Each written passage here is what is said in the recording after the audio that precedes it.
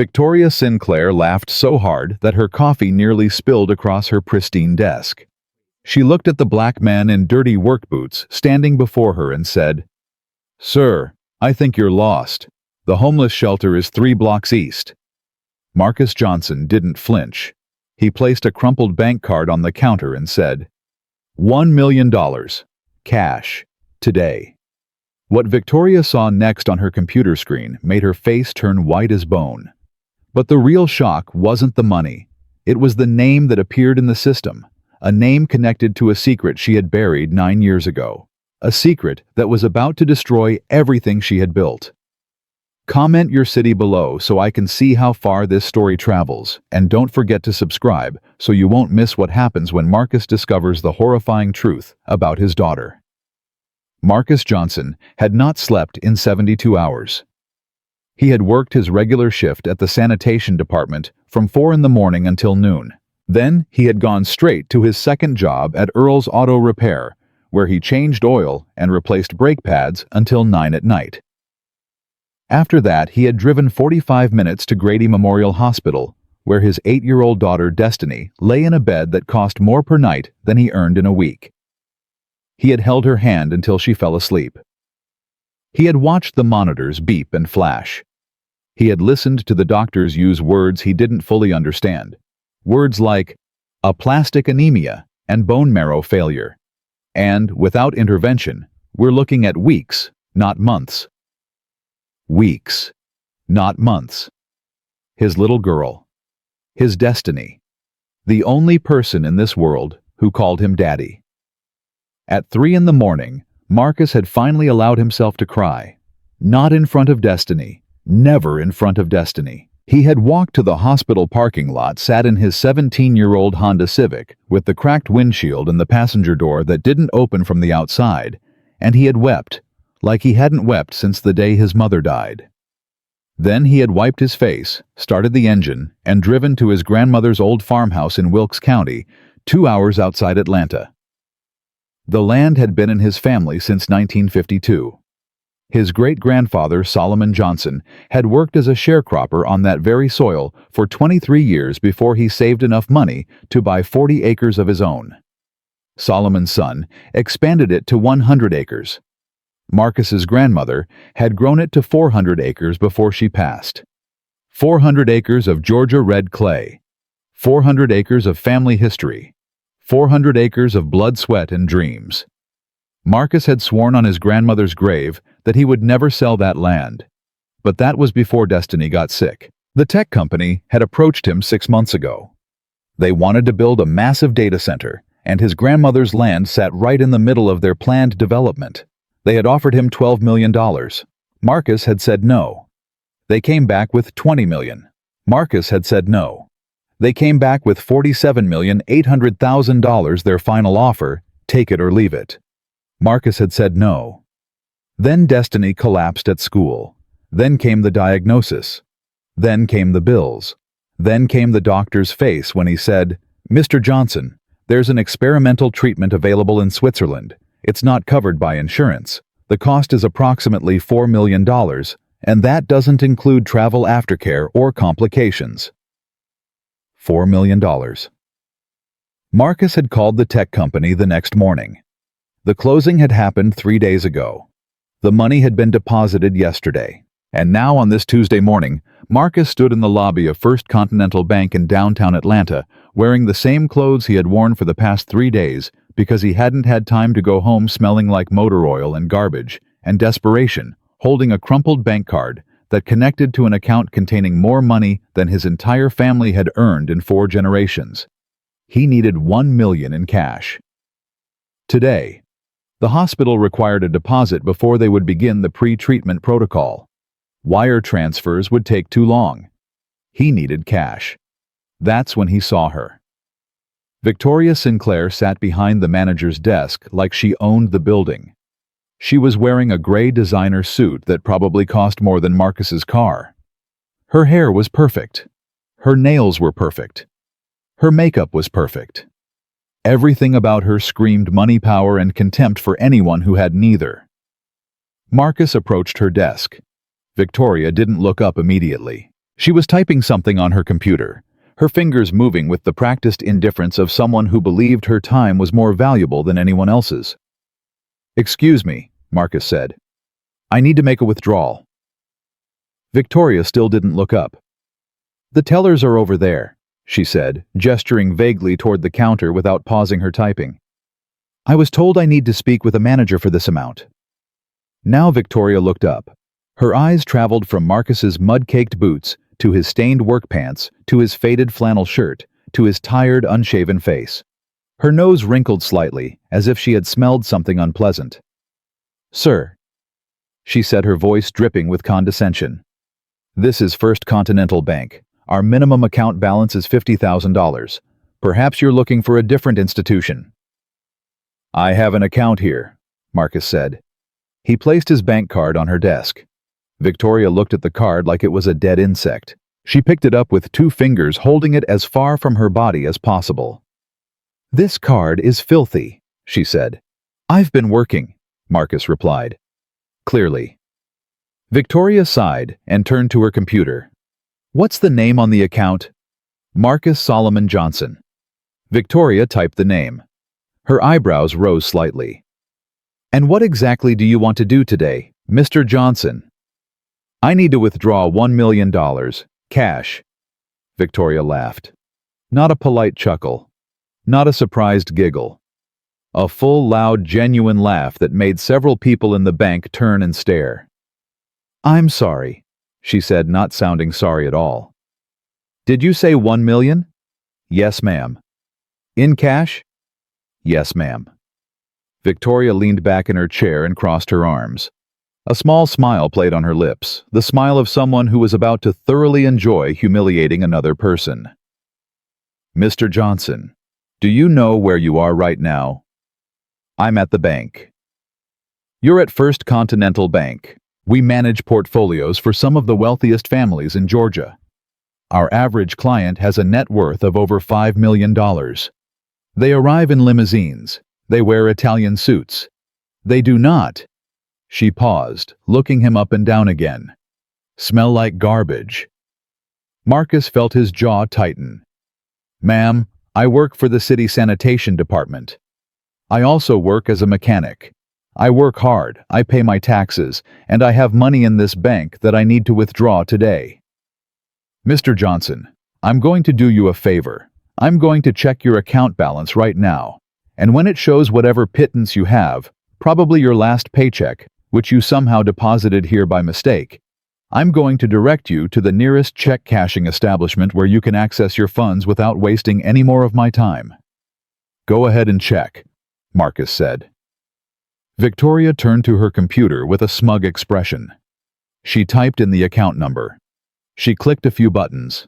Then she stopped. Her fingers froze over the keyboard. Her smug expression melted away. Her face went pale. "That's," she whispered. "That can't be right." "Is there a problem?" Marcus asked. Victoria blinked rapidly.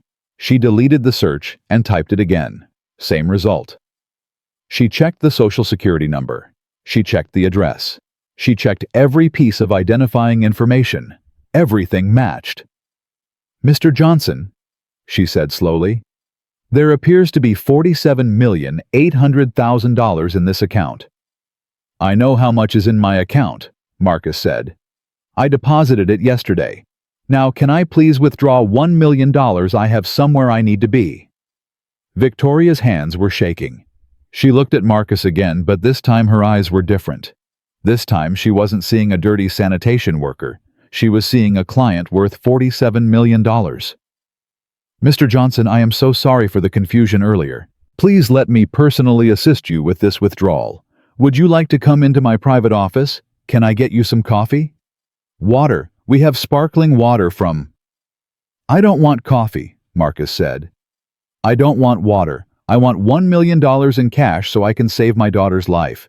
She's 8 years old. She has a blood disorder. The doctors say she'll die without treatment. I sold my family's land that's been in my family for 70 years to pay for her medical care. So please, just give me my money." Victoria swallowed hard. Something in her expression shifted.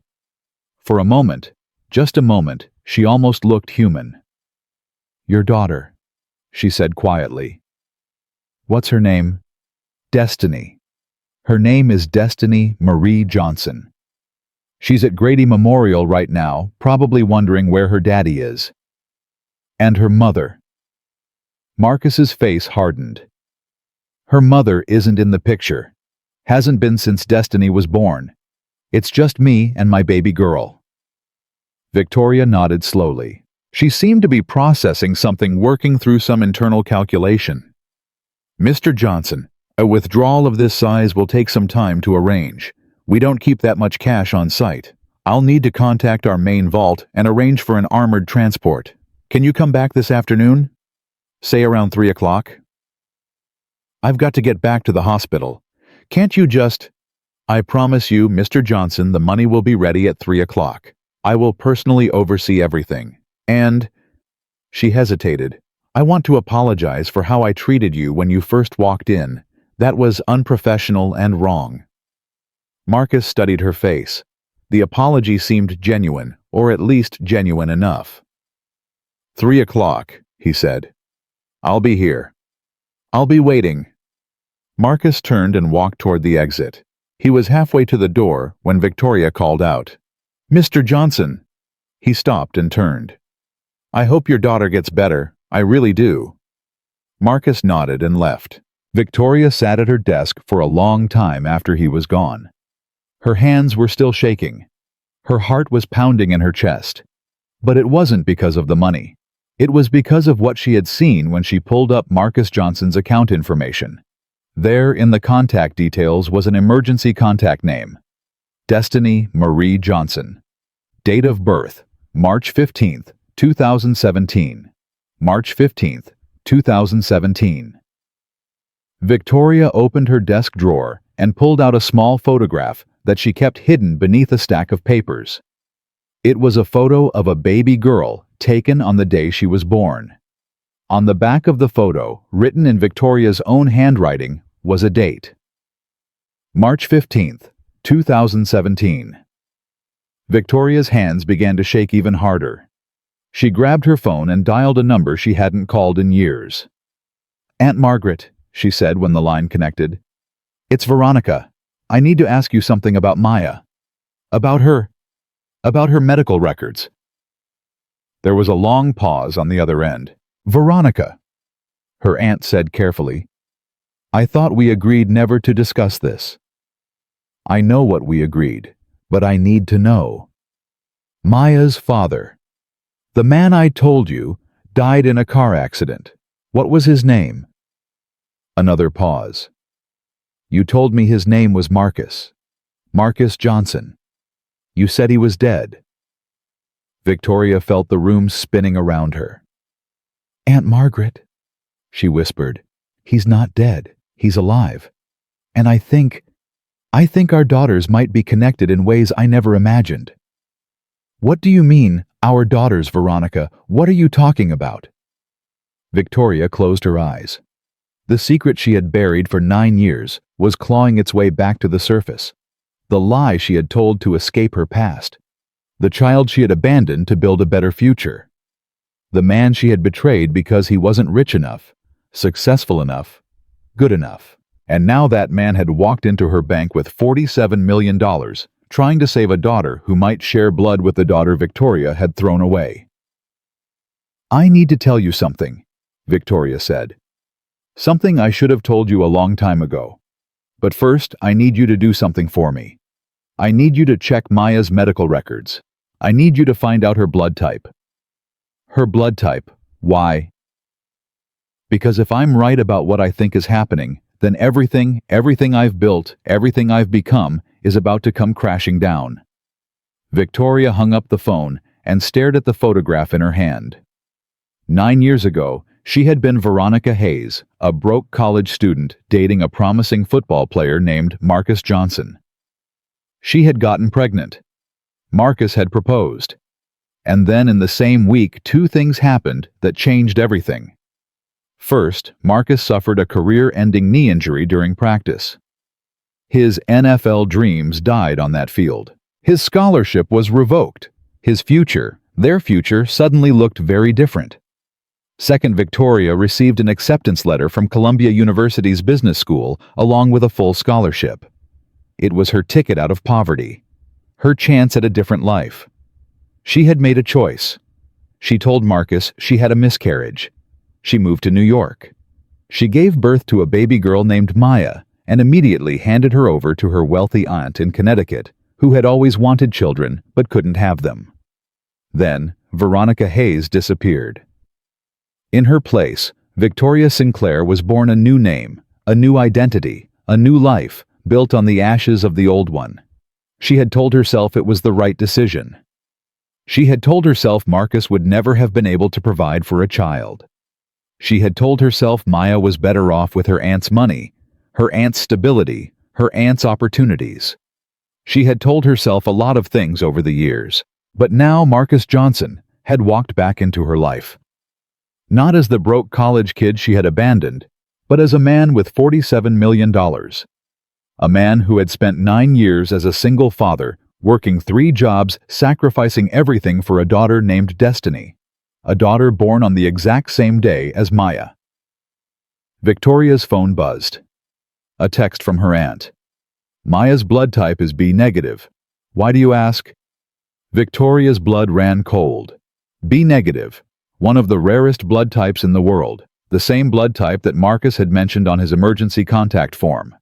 The same blood type that his daughter Destiny would need for a bone marrow transplant.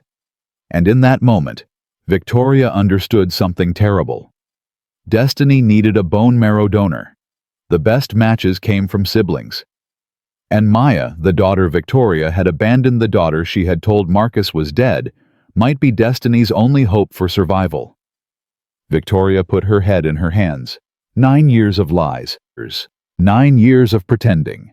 9 years of telling herself she had made the right choice. And now the universe was demanding payment. At precisely 2:45 that afternoon, Victoria made a phone call to Grady Memorial Hospital. She identified herself as a bank executive with an urgent financial matter and asked to speak with the billing department about a patient named Destiny Johnson. The billing coordinator was happy to help. Yes, we have a Destiny Johnson admitted, the coordinator said. She's in the pediatric oncology wing. Her father has been here almost around the clock. Such a devoted man. We don't see that often. Can you tell me about her condition? Victoria asked. I'm assisting with the payment arrangements. Oh, it's just heartbreaking. A plastic anemia severe case. She needs a bone marrow transplant, but finding a match has been incredibly difficult.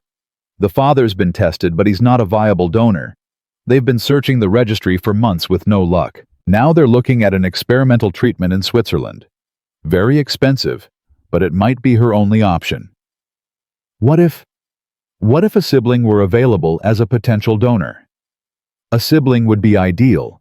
Siblings have a much higher chance of being a match. But according to the file, Destiny is an only child. No siblings available. Victoria closed her eyes. No siblings available. Because the only sibling who existed, the only person who might save Destiny's life, had been erased from existence. Hidden away in Connecticut. Raised by another woman. Living under another name. Maya. Victoria thought about the little girl she saw twice a year at family gatherings. The little girl who called her Cousin Victoria, because that was the cover story they had invented. The little girl who had her father's eyes, Marcus's eyes, and didn't even know it. That little girl might be the only thing standing between Destiny Johnson and death, and Victoria was the only person who knew the truth. At 3 o'clock, Marcus Johnson walked back into First Continental Bank. He looked slightly cleaner than before. He had changed his shirt and washed his face. But his eyes still carried the weight of a man who hadn't slept in days, who had sold his family's legacy to save his daughter, who was running out of time and options. Victoria was waiting for him. Mr. Johnson, she said, everything is ready. If you'll follow me to my office, we can complete the transaction. Marcus followed her down a long hallway and into a private office with a mahogany desk and leather chairs. On the desk sat a large metal briefcase. $1 million, Victoria said. All $100 bills as requested. Marcus opened the briefcase and looked at the money. More money than he had ever seen in his life. Enough to start Destiny's treatment. Enough to give his baby girl a fighting chance. "Thank you," he said quietly. "Mr. Johnson. Before you go, I need to tell you something." Marcus looked up. Something in Victoria's voice had changed. The professional polish was gone. In its place was something raw, something vulnerable. "What is it?" Victoria took a deep breath. Her hands were shaking again. 9 years ago, she said, I made a terrible mistake. I hurt someone very badly. I told lies that destroyed lives, and I've spent every day since then trying to pretend it never happened. Marcus frowned. "Ma'am, I appreciate the philosophy lesson, but I need to get this money to the hospital." "Marcus." He froze. She had called him by his first name. "How do you know my—" 9 years ago, Victoria continued, I was a different person. I had a different name. I was in love with a football player at Georgia State who had the biggest heart and the brightest smile I had ever seen. He proposed to me when he found out I was pregnant. He promised to take care of me and our baby, no matter what. Marcus's face went pale. "And I ran away," Victoria said, tears beginning to stream down her face. "I told him our baby died. I moved to New York. I changed my name. I gave our daughter to my aunt to raise. And I spent 9 years pretending none of it ever happened." Marcus stood up so fast his chair fell backward. "Veronica," he whispered. Victoria nodded. "It's me, Marcus. It's Veronica. And the baby I told you died? She's alive. Her name is Maya. She's 8 years old, and she might be the only person in the world who can save your daughter's life." Marcus felt his legs give out beneath him. He grabbed the edge of the desk to keep from falling. What are you saying?" "I'm saying that Destiny has a sister, a twin sister, born on the same day from the same father, and I've been hiding her from you for 9 years." The room was silent except for the sound of Marcus's ragged breathing and Victoria's quiet sobbing. Finally, Marcus spoke. "My daughter is dying," he said, his voice barely above a whisper. "She's dying, and you're telling me she has a sister who could save her life, a sister you stole from me. Marcus, I'm so sorry." "Sorry." Marcus slammed his fist on the desk so hard that the briefcase jumped. "You told me my baby was dead. I mourned her. I cried for her. I lit candles on her birthday for 9 years, and she was alive this whole time, living with your aunt, calling someone else. Mommy, I was scared. I was young. I didn't think you could. You didn't think I could. What, take care of my own child? Raise her right, love her enough?" Marcus was shouting now, his whole body trembling with rage. "I've spent 9 years working 3 jobs to raise Destiny. I've spent 9 years being her father, her mother, her whole world. And you didn't think I could do the same for my other daughter? Marcus, please. Where is she? Where's my daughter? She's in Connecticut, with my aunt. Does she know? Does she know who her real father is?" Victoria shook her head. She thinks her parents died in a car accident. She thinks my aunt adopted her." Marcus laughed. It was a terrible sound full of pain and bitterness. "So not only did you steal my daughter from me," he said, "you also told her that I was dead. Just like you told me she was dead. You killed us both in each other's minds." "Marcus, I know I can't make this right. I know nothing I say will ever be enough. But if Maya can save Destiny, if she can donate bone marrow, you want to use her to save Destiny after everything you've done. I want to save both of them. I want to bring them together. I want to finally tell the truth." Marcus picked up the briefcase full of money. He stared at Victoria, at Veronica, at the woman who had shattered his heart 9 years ago and was now shattering it all over again. "You want to tell the truth," he said slowly. After 9 years of lies, after building your whole life on a foundation of betrayal and deception, now you want to tell the truth. Yes? Why now? Because you feel guilty? Because you got caught? Victoria was silent for a long moment. Then she said something that surprised them both. Because when you walked into this bank today, I saw the man I should have believed in. The man I should have trusted. The man who sold everything he had to save his daughter, while I sold everything I had to escape mine. And I realized that I've spent 9 years running from the wrong things. Marcus stared at her. In her eyes he saw something he had never expected to see again. Fear, shame, regret. And underneath all of that, buried so deep it was almost invisible, the faintest flicker of the girl he had once loved. If Maya can save Destiny, Marcus said finally, then I need to meet her. I need to see my daughter, both of my daughters. I'll arrange it, Victoria said. But Marcus, there's something else you need to know. What now? My aunt doesn't know the truth either. She believes I'm Maya's cousin, not her mother. She believes you died in a car accident. When we tell Maya the truth, we'll be destroying the only family she's ever known. Marcus felt the weight of the briefcase in his hand. $1 million. Enough to start Destiny's treatment, but not enough to buy back 9 years of stolen time. Then I guess we'll both have to face the consequences of your lies, he said. He walked toward the door. Marcus, Victoria called out. He stopped, but didn't turn around. I know this doesn't mean anything now, she said. But I named her Maya because it means illusion. Because our whole relationship felt like a beautiful dream. And when I woke up from that dream, I was too scared to face reality. So I created another illusion instead. A whole life built on lies. Marcus turned to face her one last time. Destiny, he said. I named her Destiny because that's what she was to me. My destiny. The one good thing that came out of everything that went wrong. The reason I kept going when I wanted to give up. The reason I'm still standing here today. He opened the door. I'll be at Grady Memorial Hospital, he said. Pediatric Oncology, room 412. If you really want to make things right, that's where you need to be, with our daughter. Both of our daughters. Marcus walked out of the office carrying $1 million in cash and the crushing knowledge that somewhere in Connecticut, a little girl named Maya was living a lie. A lie that had to end. A lie that might save Destiny's life or destroy them all. Marcus made it 3 blocks from the bank before he had to pull over. His hands were shaking so badly he could barely grip the steering wheel. His vision was blurring.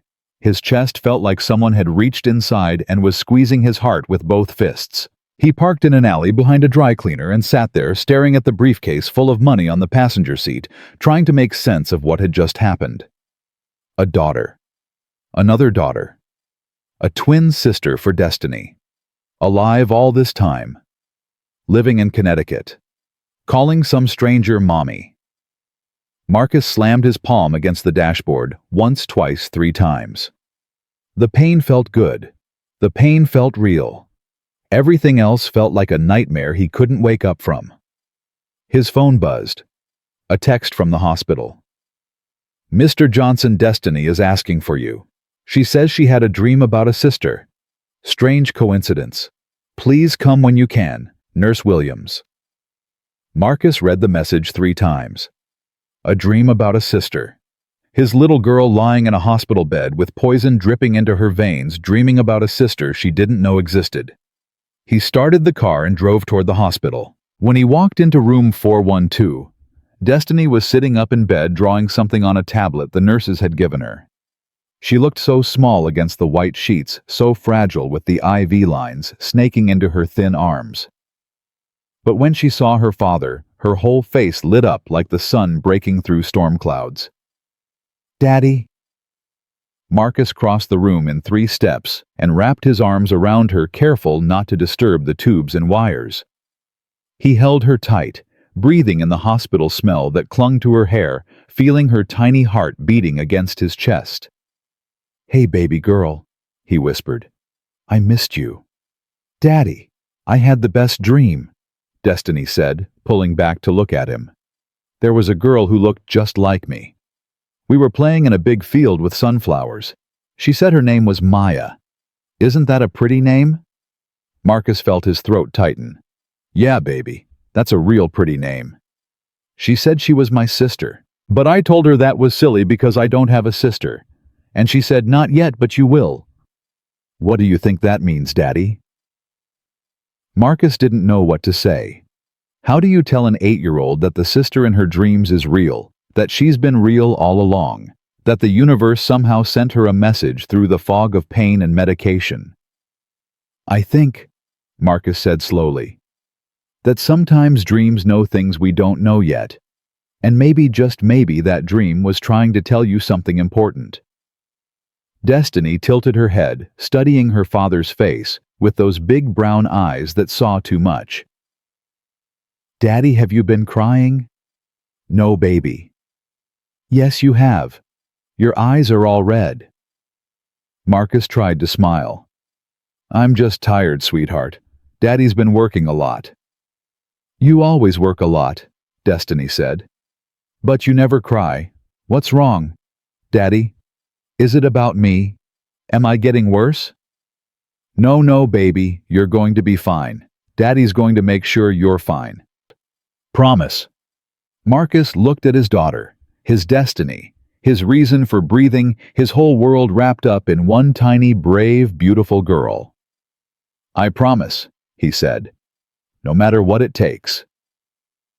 That night after Destiny fell asleep, Marcus sat in the chair beside her bed and made a phone call he never thought he would make. Victoria answered on the second ring. Marcus, don't say my name like we're old friends. He said his voice low so he wouldn't wake Destiny. We're not friends. We're not anything. You're just the woman who stole 9 years of my daughter's life.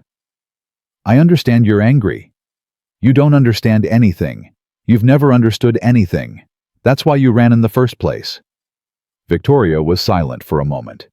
Then she said, What do you want me to do? I want you to fix this. I want you to bring Maya here. I want my daughters to meet. And I want you to tell the truth to Maya, to your aunt, to everyone. No more lies. No more games. Marcus, it's not that simple. Maya doesn't know anything. She thinks she's an orphan. She thinks her parents are dead. If I just show up and tell her the truth, then figure it out. You had 9 years to practice lying. You should be an expert by now. That's not fair. Fair. Marcus laughed bitterly. You want to talk about fair? Fair is watching your daughter go through chemo while you work 18-hour days to pay for it. Fair is selling your grandmother's land that's been in your family for 70 years because it's the only way to save your child's life. Fair is finding out that the baby you mourned for 9 years is actually alive and living with strangers because her mother was too selfish to let you raise her. Marcus, don't. Just don't. Marcus took a deep breath, trying to calm the storm raging inside him. I don't want to hear your excuses. I don't want to hear your apologies. I just want you to do the right thing for once in your miserable life. And if I do, if I bring Maya here, if I tell her the truth, what then? Do you think she's just going to accept you as her father?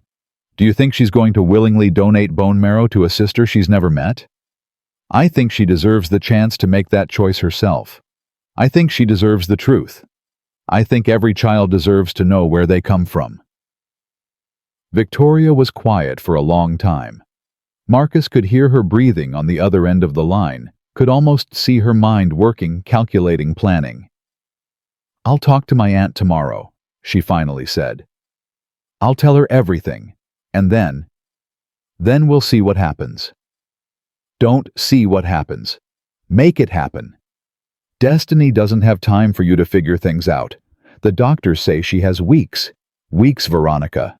Not months, not years. Weeks. I know the urgency. I'll do everything I can. That's not good enough. It's all I have, Marcus. It's all I've ever had. Marcus ended the call without saying goodbye. The next morning, Victoria Sinclair, or Veronica Hayes, or whoever she really was, drove 4 hours to Greenwich, Connecticut. Her Aunt Margaret lived in a sprawling colonial estate that had been in the family for 3 generations. The house had 7 bedrooms, a tennis court, a swimming pool, and enough secrets to fill every corner of every room. Victoria parked in the circular driveway and sat in her car for 10 minutes, trying to work up the courage to go inside. She had rehearsed what she was going to say 100 times on the drive up. She had prepared for every possible reaction. She had told herself that this was the right thing to do, the only thing to do. But now that she was here, all her carefully prepared words seemed to evaporate like morning dew. Her phone buzzed. A text from Marcus. "Don't chicken out. Destiny's waiting." Victoria got out of the car. Margaret opened the door before she could ring the bell. Her aunt was 63 years old, elegant and refined in a way that Victoria had always admired and envied. She was wearing a cashmere sweater and pearl earrings, looking like she had just stepped out of a catalog for wealthy New England housewives. "Victoria, darling, what a surprise you should have called. I would have had Rosa prepare something special." "I need to talk to you, Aunt Margaret. It's important." Something in Victoria's tone made Margaret's smile fade. "Of course, come in." They sat in the formal living room surrounded by antique furniture and family portraits that seemed to watch them with disapproving eyes. "Where's Maya?" Victoria asked. "She's at her piano lesson. She'll be back in an hour." "Victoria, what's this about? You look like you've seen a ghost." "I have, in a way." Victoria took a deep breath. "Aunt Margaret, I haven't been honest with you. I haven't been honest with anyone. And it's time past time that I tell you the truth." Margaret's face went pale. "What truth?" "About Maya. About who she really is. About who I really am." For the next 30 minutes, Victoria talked. She told her aunt everything about Marcus, about the pregnancy, about the lies she had told to escape her old life. She explained how she had invented the story about Maya's parents dying in a car accident. She confessed that she was not Maya's cousin, but her mother. She admitted that Maya's father was alive living in Atlanta, and that he had a daughter, Maya's twin sister, who was dying of cancer. When she finished, Margaret sat in stunned silence for a long moment. Then she spoke, and her voice was ice cold. "You're telling me that for 9 years, I've been raising your daughter while believing her parents were dead. Yes. You're telling me that I've loved that child like my own, sacrificed for her, built my entire life around her, and it was all based on a lie. Yes. And now you want to take her away from me to give her to some stranger in Atlanta. He's not a stranger, he's her father, and I'm not taking her away. I'm giving her a chance to know the truth." Margaret stood up so abruptly that she knocked over a vase on the side table. It shattered on the floor, but she didn't seem to notice. "How dare you?" she said, her voice shaking with rage. "How dare you come into my home and destroy everything I've built? Maya is my daughter, mine. I've raised her, I've loved her. I've been there for every scraped knee, every nightmare, every first day of school. Where were you, off in Atlanta playing bank manager pretending you never had a child? I know I don't deserve—" "You're right, you don't deserve anything. And neither does this man, this Marcus. He's a stranger to Maya. You're a stranger to Maya. The only mother she's ever known is me." "Aunt Margaret, please listen." "No, you listen to me." Margaret's eyes were blazing now, tears streaming down her face. "I took that baby because you begged me to. You said you couldn't raise her. You said you weren't ready. You said it was the only way, and I believed you. I gave up everything, my travel plans, my freedom, my retirement to raise your child. And now you want to waltz in here and tear it all apart." "Maya's sister is dying," Victoria said quietly. "Her twin sister. The doctors think Maya might be the only viable bone marrow donor. If we don't do something, an innocent 8-year-old girl is going to die." Margaret stopped. Her anger seemed to deflate slightly, replaced by something more complicated. "A twin sister," she repeated. "You never told me there was another baby." "There wasn't. They're not biological twins. They were born on the same day, but from different pregnancies. It's complicated. What matters is that they share the same father, and that means Maya might be a match. Might be. You're asking me to turn my daughter's world upside down on a might be. I'm asking you to give her a chance to save someone's life, to know her real family, to understand where she comes from. Margaret sank back into her chair. She looked like she had aged 10 years in the past 30 minutes. Does Maya have to know? She asked quietly. Can't she just donate the bone marrow without knowing the whole truth? You want to lie to her again. I want to protect her. That's what mothers do. You're not her mother, Victoria said. The words came out harsher than she intended, and she immediately regretted them. Margaret flinched like she had been slapped. I may not have given birth to her, Margaret said slowly, but I am the only mother she has ever known, and I will not let you or anyone else destroy that. Then come with me. Come to Atlanta. Meet Marcus. See Destiny. Let Maya make her own choice about how much she wants to know. She's 8 years old. She can't make choices like that. Then help her. Guide her. But don't lie to her anymore. The lies have to stop somewhere, Aunt Margaret. They have to stop sometime. Why not now? Margaret was silent for a long moment, staring at the broken vase on the floor. She'll hate me, she finally said. When she finds out I've been lying to her all these years, she'll hate me. She might. Or she might understand that you did it out of love. Either way, she deserves the truth. And what about you? When she finds out you abandoned her, don't you think she'll hate you too? Victoria nodded slowly. Probably. But I'd rather she hate me for the truth than love me for a lie. The front door opened, and a child's voice echoed through the hallway. Grandma, I'm home. Mrs. Patterson said I did really good on my scales today. Margaret and Victoria exchanged a look. Let me talk to her first, Margaret said. Let me prepare her. You can come back tomorrow. We don't have time for tomorrow. Destiny is running out of time. Then give me an hour. 1 hour to explain things in my own way. You owe me that much. Victoria wanted to argue, but she knew her aunt was right.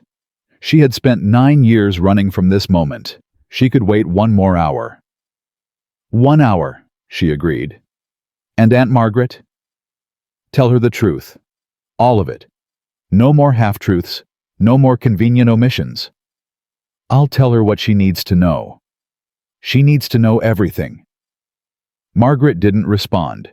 She just stood up and walked toward the hallway where Maya was taking off her coat and chattering about her piano lesson. Victoria watched through the doorway as her aunt knelt down and hugged the little girl. Her little girl, the child she had given away, the daughter she had pretended didn't exist. Maya had Marcus's eyes. Victoria could see that now. The same deep brown, the same intensity, the same spark of curiosity and intelligence. For the first time in 9 years, Victoria felt something she had worked very hard to suppress. She felt like a mother. An hour later, Victoria was called back into the house. Maya was sitting on the living room couch, her small face streaked with tears, but set with a determination that seemed far too mature for an 8-year-old. Maya, Margaret said gently, this is Victoria. She has something she wants to tell you. Victoria sat down across from her daughter. Her hands were trembling. Her heart was pounding so hard she could barely hear herself think. Hi, Maya, she said. I'm sorry we're meeting like this. I'm sorry for a lot of things. Maya looked at her with those eyes, Marcus's eyes, and said nothing. Your grandmother told you some things about me. About us. Do you have any questions? Maya was quiet for a long moment. Then she said, Are you really my mom? My real mom? Yes, I am. Why didn't you want me? The question hit Victoria like a punch to the gut. She had prepared for anger. She had prepared for tears. She had not prepared for this, the quiet, devastating simplicity of a child asking why she wasn't enough. It wasn't that I didn't want you, Victoria said, her voice breaking. I was scared. I was young. I didn't think I could give you the life you deserved. So I asked Grandma to take care of you because I knew she would love you and protect you. But you could have visited. You could have called. You could have told me the truth. You're right. I could have. I should have. And I'm sorry. Maya wiped her eyes with the back of her hand. Grandma says I have a sister. A sister who's sick. Yes, her name is Destiny. She's your age. She's very sick, and the doctors think you might be able to help her. How? There's something in your body called bone marrow. It helps make blood. Destiny's bone marrow doesn't work right, and she needs some from someone who matches her. Because you and Destiny have the same father. There's a good chance you might be a match. Would it hurt? A little bit. But the doctors would give you medicine so you wouldn't feel too much. And you would save her life. Maya thought about this for a moment. Then she asked the question Victoria had been dreading. What about my dad? My real dad? Is he dead like Grandma said? Victoria looked at Margaret, who nodded slightly. No, Maya. Your father isn't dead. He's very much alive. His name is Marcus and he lives in Atlanta. He's been looking for you for a long time even though he didn't know it. What do you mean? Victoria took a deep breath. When you were born, I told your father that you had died. I lied to him just like I lied to you. He spent 9 years believing he had lost you. And now he knows the truth, and he wants very much to meet you. Maya's face went through a series of emotions: confusion, anger, hope, fear. He wants to meet me? Really? More than anything. Does he want to be my dad? He's already your dad, Maya.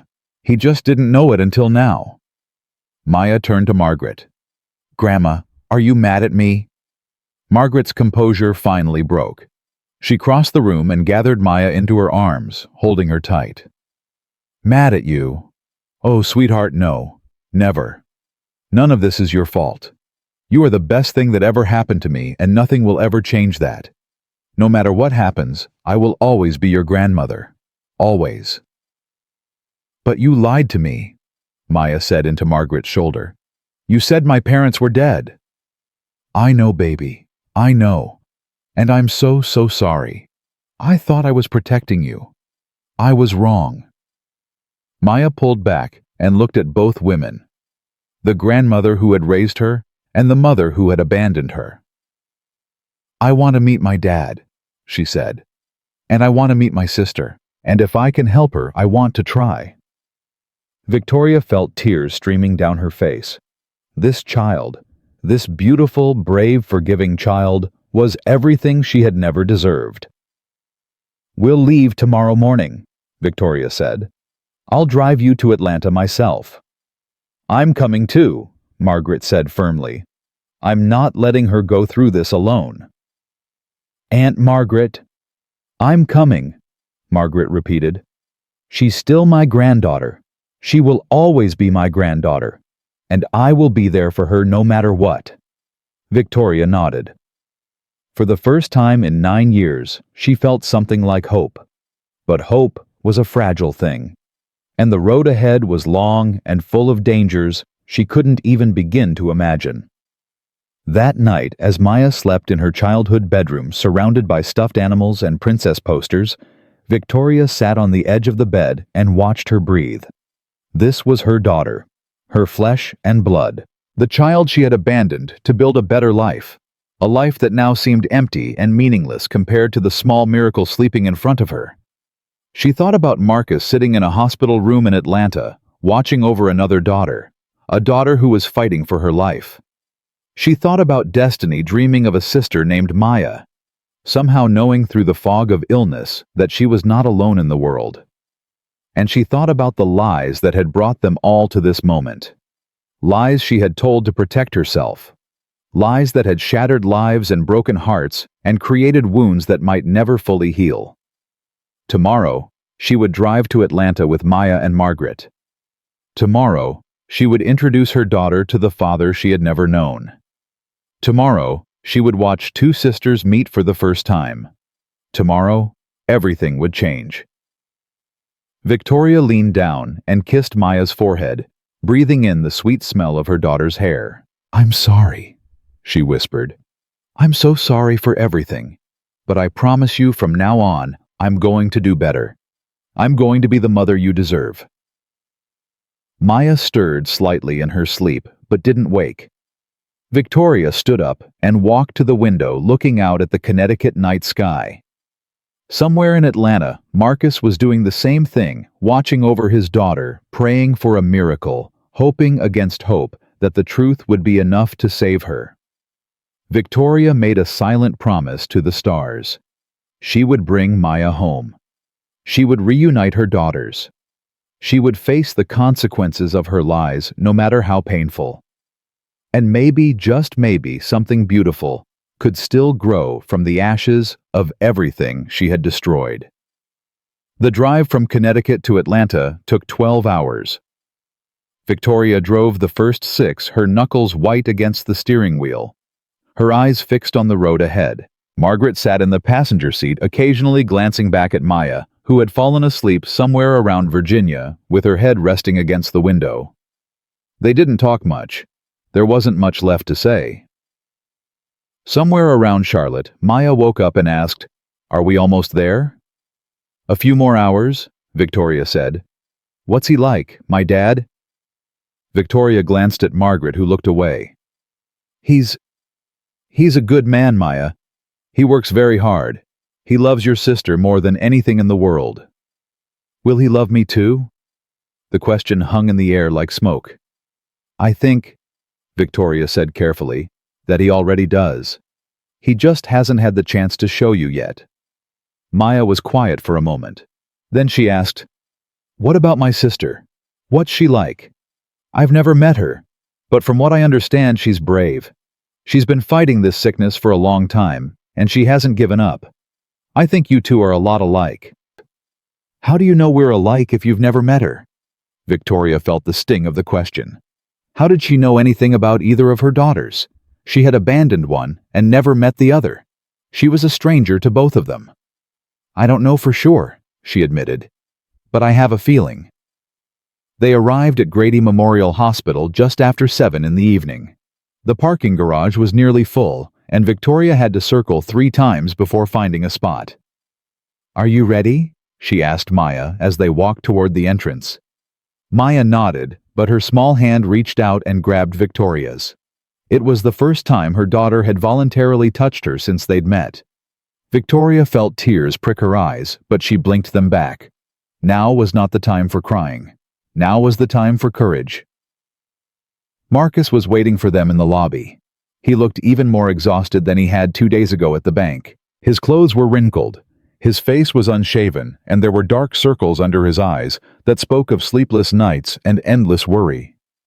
But when he saw them walking toward him, something shifted in his expression. His eyes found Maya, and his whole body went still. "Maya," he whispered.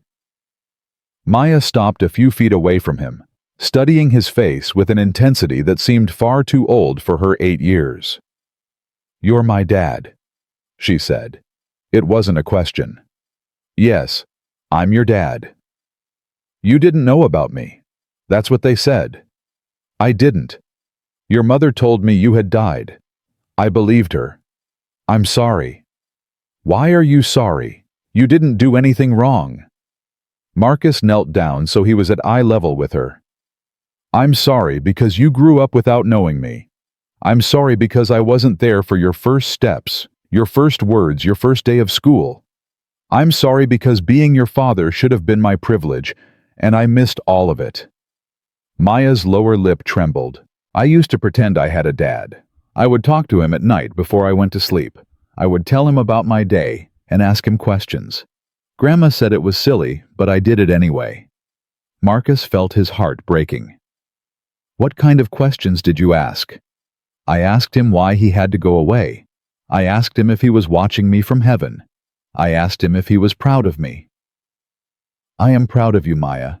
I've only known you for 2 minutes, and I'm already the proudest father in the world." Maya's composure finally cracked. She launched herself into Marcus's arms, burying her face in his shoulder, her small body shaking with sobs. Marcus held her tight, his own tears streaming down his face. He held the daughter he had mourned for 9 years, the daughter he had believed was dead, the daughter who had been stolen from him by lies and deception. Victoria watched the reunion from a distance, feeling like an intruder. This moment belonged to Marcus and Maya. She had no right to be a part of it. Margaret stepped up beside her. "He seems like a good man," she said quietly. "He is. He always was. I was just too blind to see it." "What happens now?" "Now we see if Maya can save her sister. And then, I don't know. I don't know what happens after that." After a long moment, Marcus pulled back and wiped his eyes. "Maya, there's someone I want you to meet. Are you ready?" Maya nodded, wiping her own tears with the sleeve of her jacket. Marcus stood up and took her hand. He looked at Victoria and Margaret, his expression unreadable. "You can come too," he said. "All of you. Destiny should meet her whole family." They walked through the hospital corridors in silence. Victoria noticed how Marcus kept glancing down at Maya as if he couldn't quite believe she was real. She noticed how Maya's hand gripped his tightly, as if she was afraid he might disappear. They stopped outside room 412. "Before we go in," Marcus said, "I need to tell you something about Destiny. She's very sick. She might not look like you expected. She's lost a lot of weight and her hair. The chemotherapy made her hair fall out. But she's still beautiful. She's still my baby girl. And she's been dreaming about you, Maya. She told me she had a dream about a sister named Maya. I didn't know what to make of it at the time. Now I think maybe she knew somehow. Maybe she was waiting for you." Maya's eyes went wide. "She dreamed about me." "She did. She said you were playing together in a field of sunflowers." "That's my favorite flower," Maya whispered. "Hers too." Marcus pushed open the door. Destiny was sitting up in bed, a pink knit cap covering her bald head. She was drawing something on her tablet, her tongue poking out slightly in concentration. When she heard the door open, she looked up. "Daddy, you're back, and you brought—" She stopped. Her eyes locked onto Maya. The tablet slipped from her fingers and clattered to the floor. "It's you," Destiny breathed. "You're real. You're actually real." Maya stepped forward slowly, her eyes never leaving Destiny's face. "You dreamed about me. I dreamed about you every night. I thought I was making you up. I thought you were just my imagination. I'm real. I'm Maya. I'm your sister," Destiny finished. "You're my sister." The two girls stared at each other for a long moment. They had the same eyes, Marcus's eyes. They had the same nose, the same chin, the same shape of face. They were like two halves of the same person separated at birth and finally brought back together. "Can I hug you?" Maya asked. "Please," Destiny said. Maya climbed onto the hospital bed and wrapped her arms around her sister. Destiny hugged her back, and both girls began to cry. Not sad tears, but tears of relief, of recognition, of a connection that transcended logic or explanation. Marcus watched his daughter's embrace, and for the first time in months, he felt something other than fear. He felt hope. Victoria stood in the doorway watching the scene unfold. This was what she had destroyed with her lies. This bond, this connection, this love between sisters. It could have existed from the beginning. They could have grown up together. They could have been there for each other through every childhood milestone. Instead, they were meeting for the first time in a hospital room with death hovering in the shadows. "You did this," Margaret whispered beside her. "You separated them." "I know. How do you live with yourself?" Victoria didn't have an answer. After a few minutes, the girls pulled apart, but they kept holding hands. "Are you going to help me get better?" Destiny asked. "Daddy said you might be able to help." "I'm going to try. The doctors have to do some tests first." "Does it hurt, the tests?" "I don't know, but even if it does, I don't care. You're my sister. I would do anything for you." Destiny smiled, a real smile, the first one Marcus had seen in weeks. I always wanted a sister, Destiny said. I used to pray for one every night. I asked God to send me someone who understood me, someone who looked like me, someone who would always be there. Me too, Maya said. I used to pray for someone who would never leave. I'll never leave you, Destiny said. I'll never leave you either. Marcus had to turn away. The emotion was too much. He walked out into the hallway, his shoulders shaking with silent sobs. Victoria followed him. Marcus? Don't, he said, holding up his hand. Don't talk to me right now, just give me a minute. She waited while he composed himself, watching him struggle to contain the flood of feelings that threatened to overwhelm him. Finally, he turned to face her. 9 years, he said, his voice rough. 9 years I could have had with Maya. 9 years those girls could have had together. 9 years of birthday parties and Christmas mornings and bedtime stories and all the little moments that make a childhood.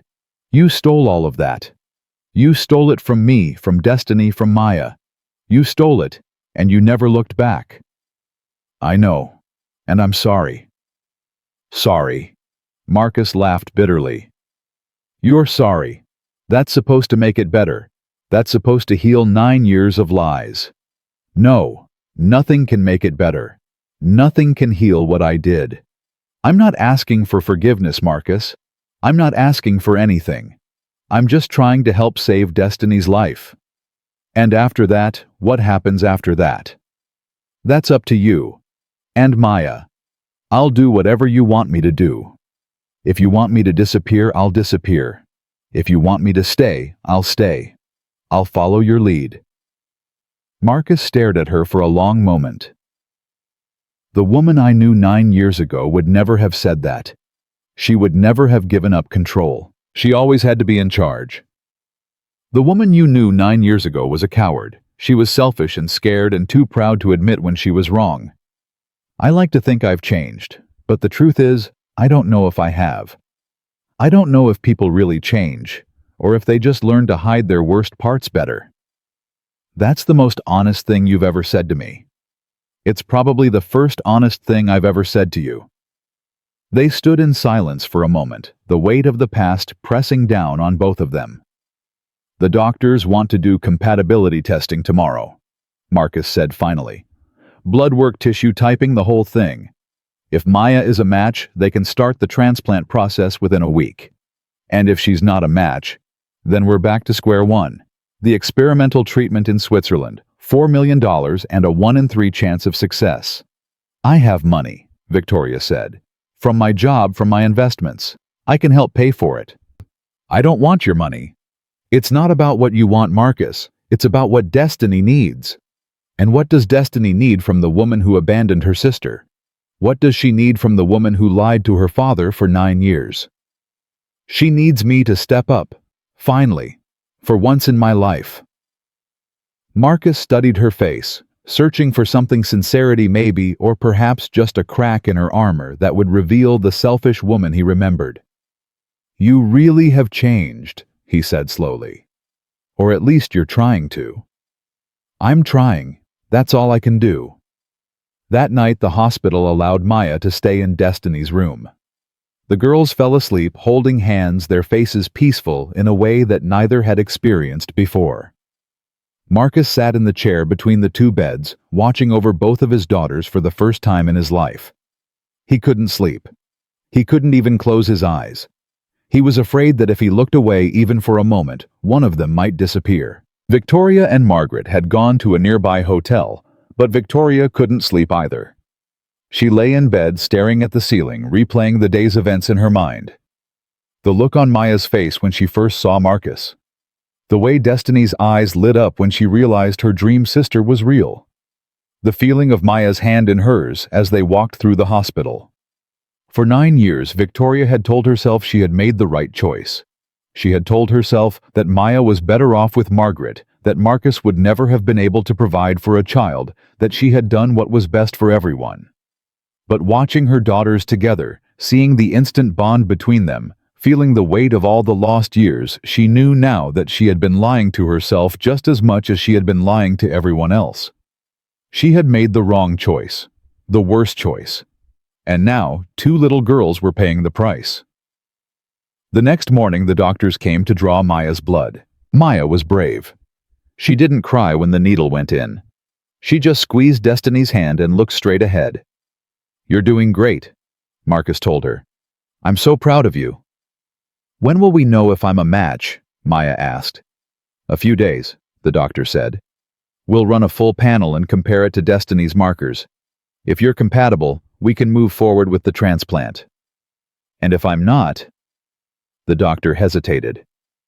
"Let's cross that bridge when we come to it." After the blood draw, the 2 girls spent the morning talking. They had 8 years of catching up to do, and they attacked the task with the enthusiasm of children discovering a new best friend. "What's your favorite color?" Destiny asked. "Purple." "What's yours?" "Purple too." "What's your favorite food?" "Mac and cheese. The kind from the box, not the fancy kind." "Me too. Grandma always tries to make the fancy kind, but I like the box better." "Do you like reading?" "I love reading. I've read all the Harry Potter books twice." "Me too. Who's your favorite character?" "Hermione. She's smart and brave, and she doesn't let anyone tell her she's not good enough." "That's my favorite too." Marcus listened to his daughters discover all the ways they were alike, and his heart ached with a bittersweet joy. They should have had this from the beginning. They should have grown up together, sharing clothes and secrets and dreams. Instead, they were strangers who happened to share DNA, trying to compress a lifetime of sisterhood into whatever time Destiny had left. Victoria came to the hospital around noon. She brought lunch for everyone, sandwiches from a deli down the street, plus cookies and juice boxes for the girls.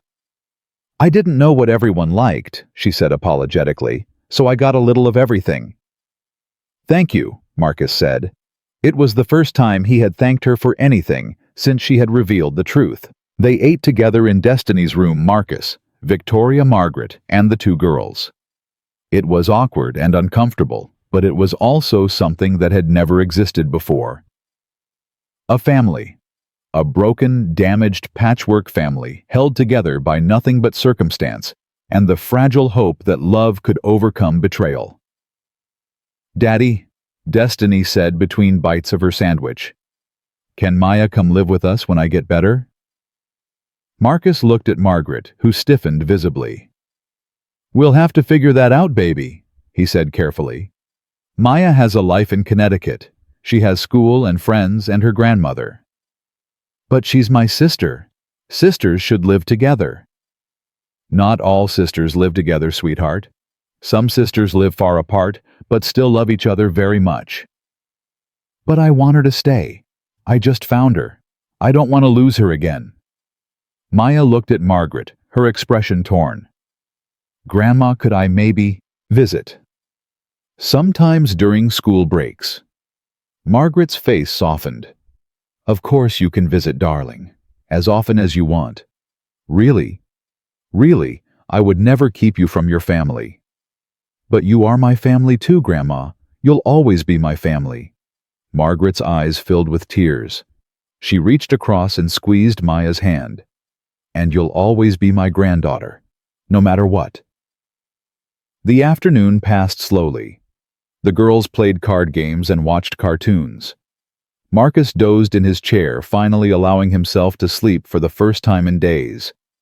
Victoria and Margaret sat in the hallway, maintaining an awkward truce. "I owe you an apology," Victoria said finally. "You owe me more than an apology," Margaret replied.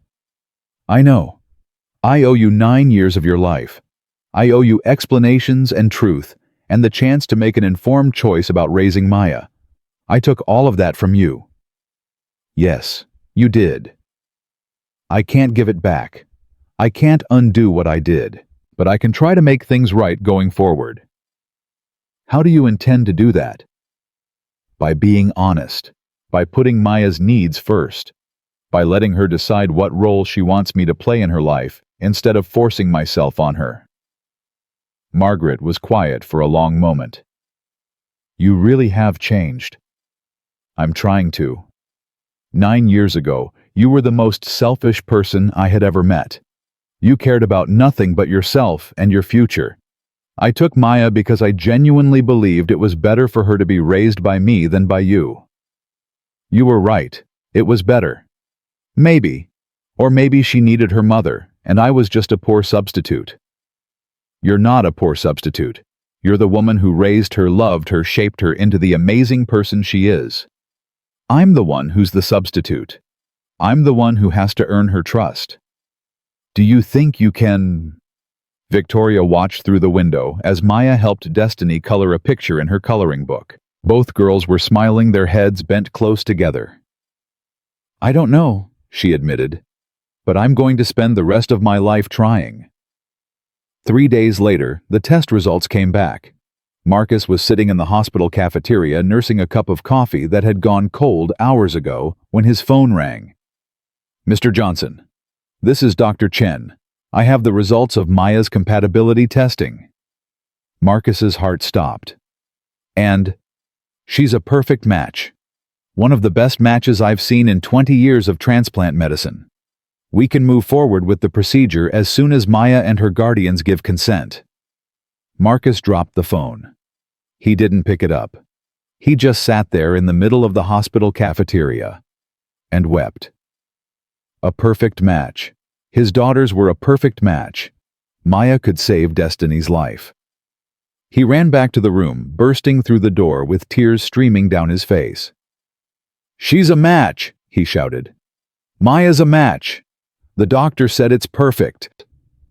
Destiny screamed with joy. Maya burst into tears. Margaret covered her mouth with her hands, and Victoria sank into a chair and said a silent prayer of thanks to a God she wasn't sure she believed in. I'm going to save you, Maya said, hugging her sister tight. I'm going to save you, and then we're going to grow up together, and we're going to be best friends forever. Forever, Destiny agreed.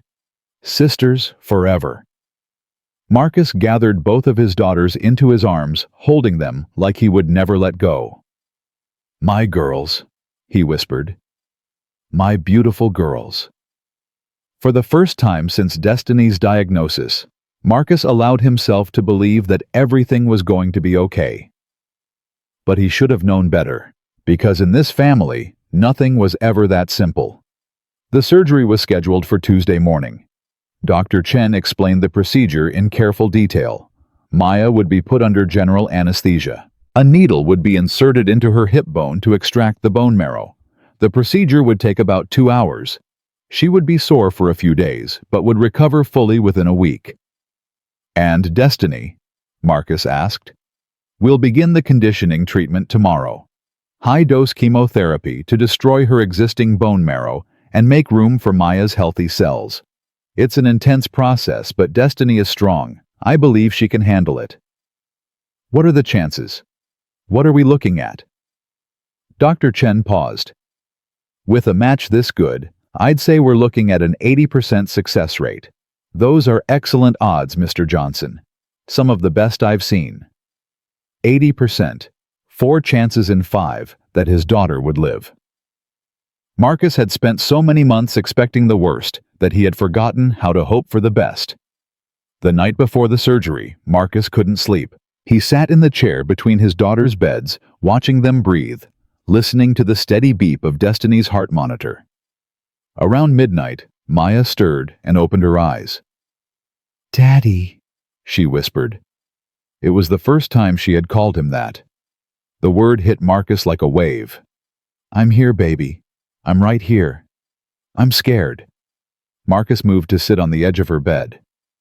What are you scared of? What if it doesn't work? What if I give her my bone marrow and she still dies? Then we'll know we did everything we could. But Maya, the doctor said you're a perfect match. They said the odds are really good. But there's still a chance it won't work. There's always a chance.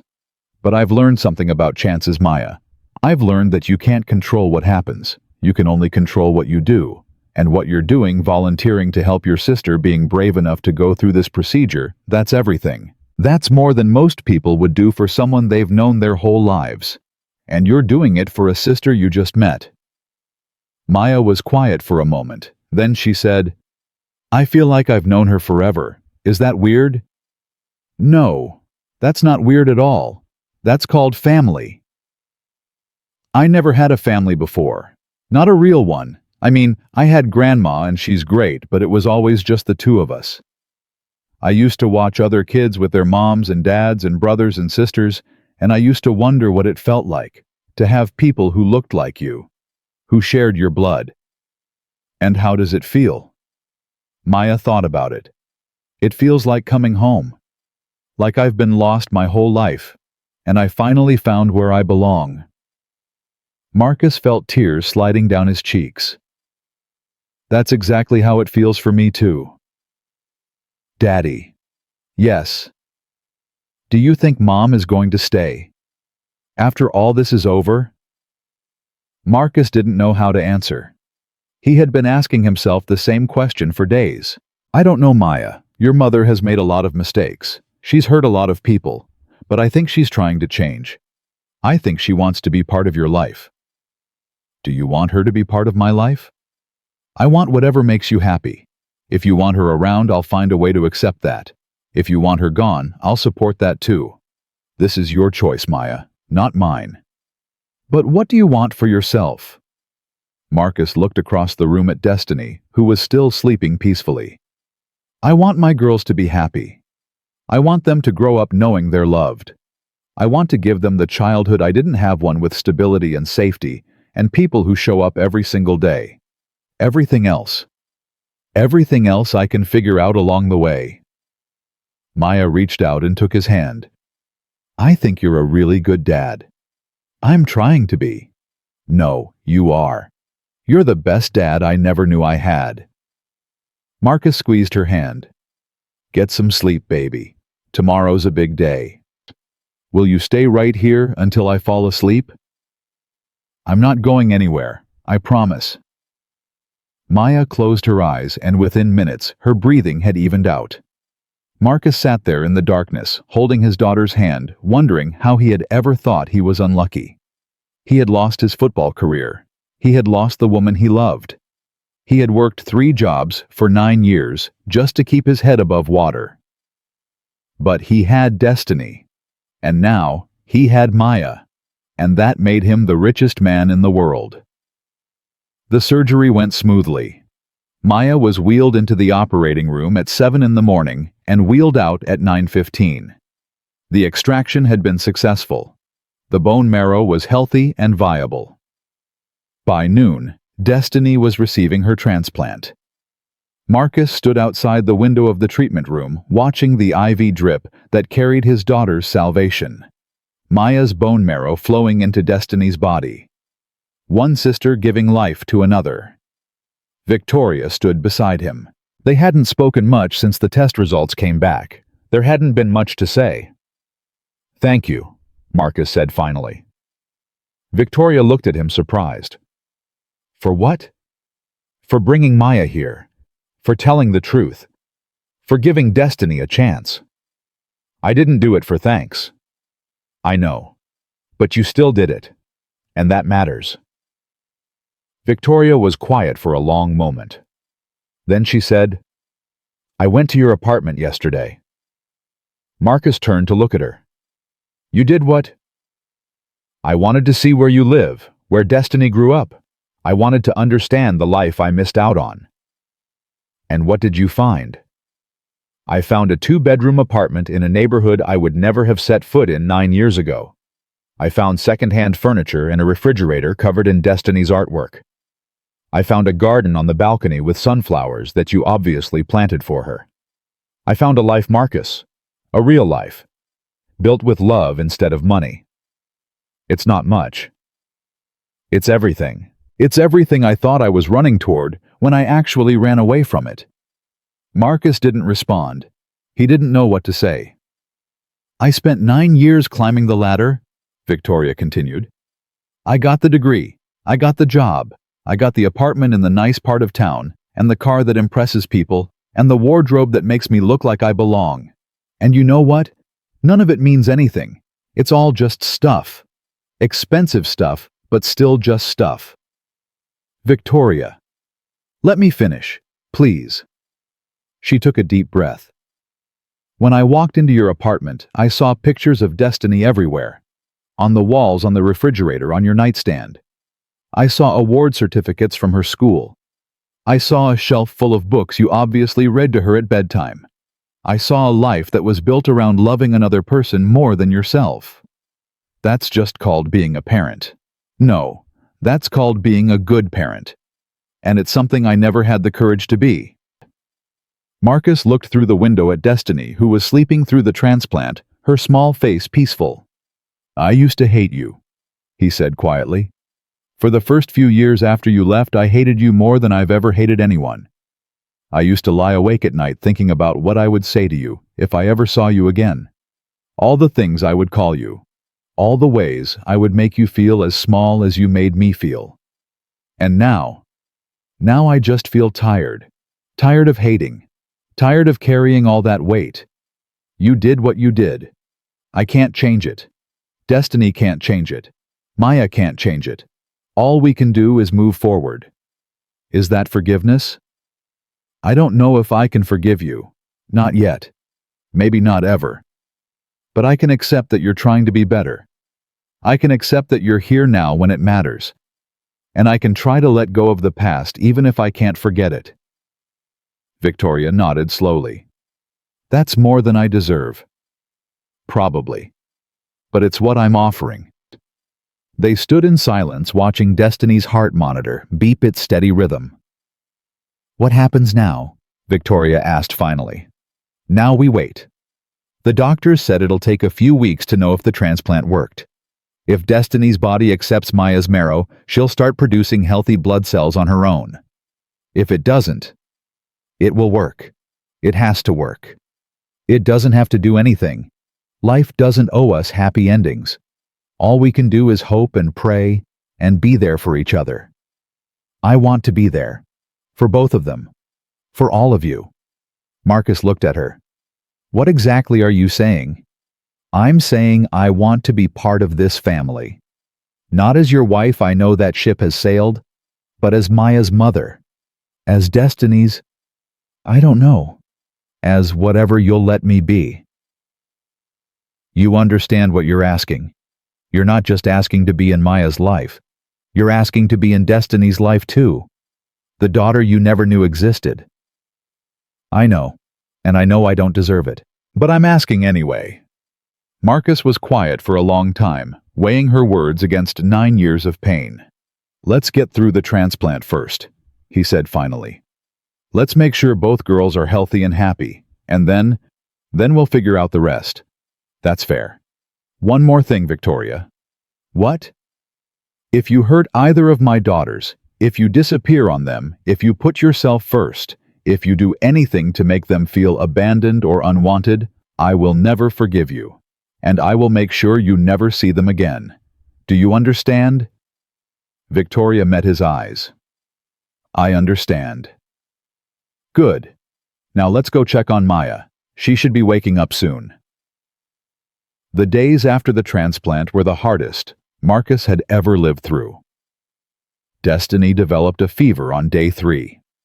The doctors said it was normal that her body was fighting to accept the new marrow, but normal didn't make it any less terrifying. Marcus barely left her side. He slept in the chair next to her bed, ate hospital food, showered in the visitor's bathroom. Victoria brought him clean clothes and coffee. Margaret took care of Maya, who was recovering well from the extraction, but was increasingly anxious about her sister. On day 5, Destiny's fever spiked to 104 degrees. The doctors rushed in with ice packs and medications. Marcus held her hand while she shivered and moaned, her small body fighting a battle he couldn't see. "Daddy," she whispered through cracked lips. "Am I going to die?" Marcus felt his heart shatter. "No, baby. You're not going to die.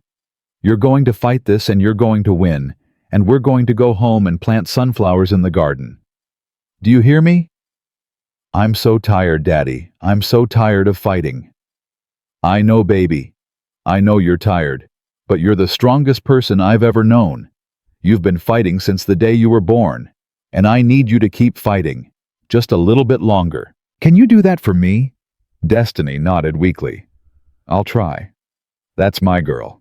That's my brave, beautiful girl. Victoria appeared in the doorway. Her face was pale, her eyes red-rimmed.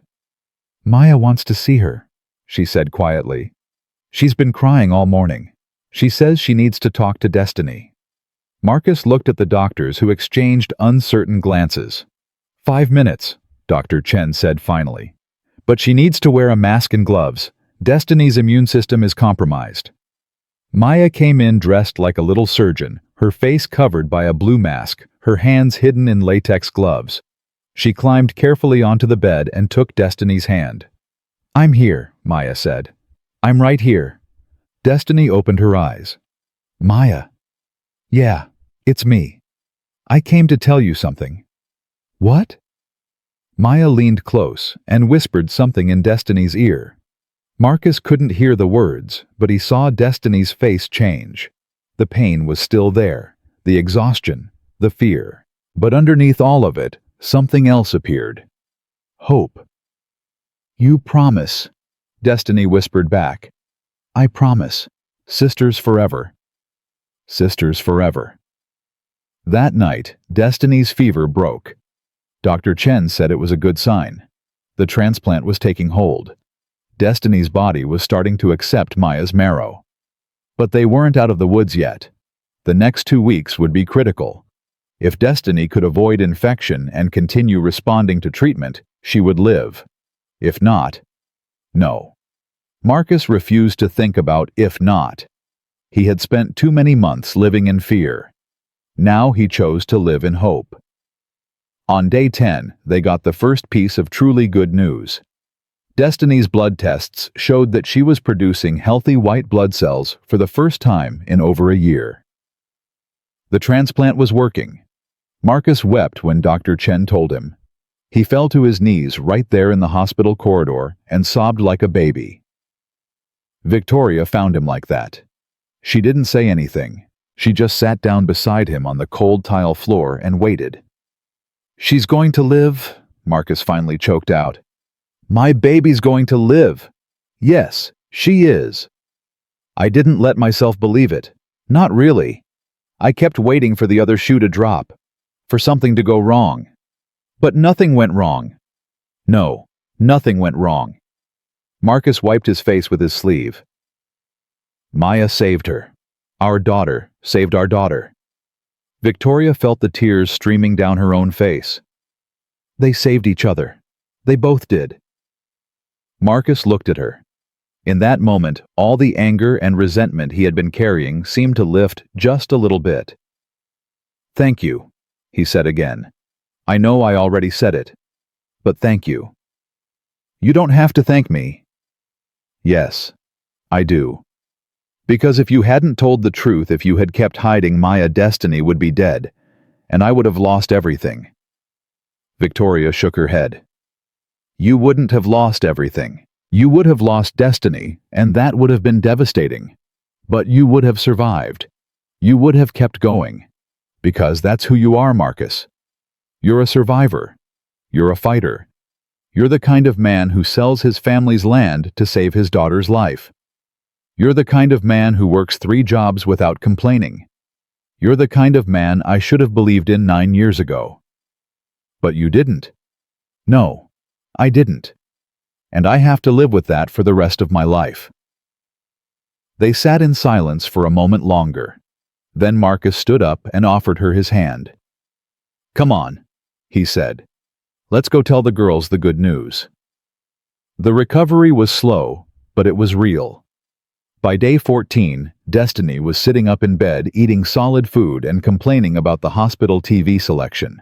She wanted to watch cartoons, but the only channels available were news and soap operas. This is so boring, she announced. Can't we go home yet? A few more days, baby, Marcus said. The doctors want to make sure you're strong enough. I feel strong. I feel stronger than I've ever felt. That's the new bone marrow talking. Maya's cells are making you healthy again. Destiny looked at her sister, who was sitting in the chair by the window reading a book. Maya gave me superpowers, Destiny said. Maya laughed. I didn't give you superpowers. Yes, you did. You gave me your blood-making powers. That's totally a superpower. If that's a superpower, it's a pretty boring one. It's not boring. It saved my life. Marcus watched his daughters banter back and forth, and he felt something he hadn't felt in a very long time. Peace. The fight wasn't over. There would be follow-up appointments and medications, and the constant anxiety of wondering if the cancer would come back. But for right now, in this moment, his daughters were alive and healthy and together, and that was enough. On day 17, Dr. Chen gave them the news they had been waiting for. The transplant is a complete success, she said, smiling. Destiny's body has fully accepted Maya's bone marrow. She's producing healthy blood cells at a normal rate. Barring any unforeseen complications, she's going to make a full recovery. Marcus hugged the doctor. He hugged the nurses. He hugged anyone who came within arm's reach. Then he called Margaret, who had taken Maya back to the hotel the night before. Bring Maya back to the hospital, he said. We're going home. When Maya arrived, the two girls had a reunion that involved much squealing, hugging, and jumping on the bed despite the nurses' protests. We did it, Destiny shouted. We beat the cancer. We beat it together, Maya shouted back.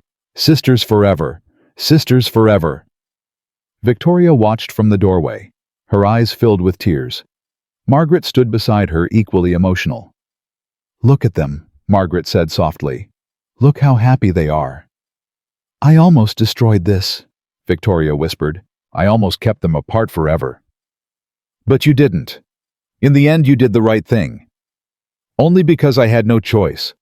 Only because the universe forced my hand. Does it matter? The result is the same. Those girls are together. They're going to grow up knowing each other. They're going to have a bond that will last their entire lives. Victoria watched Marcus gather both girls into his arms, laughing and crying at the same time. He's a good man, she said. Yes, he is. I threw away the best thing that ever happened to me. Margaret put a hand on her shoulder. Maybe. Or maybe you were just too young and scared to appreciate what you had. The important thing is what you do now. What do I do now? You show up every day.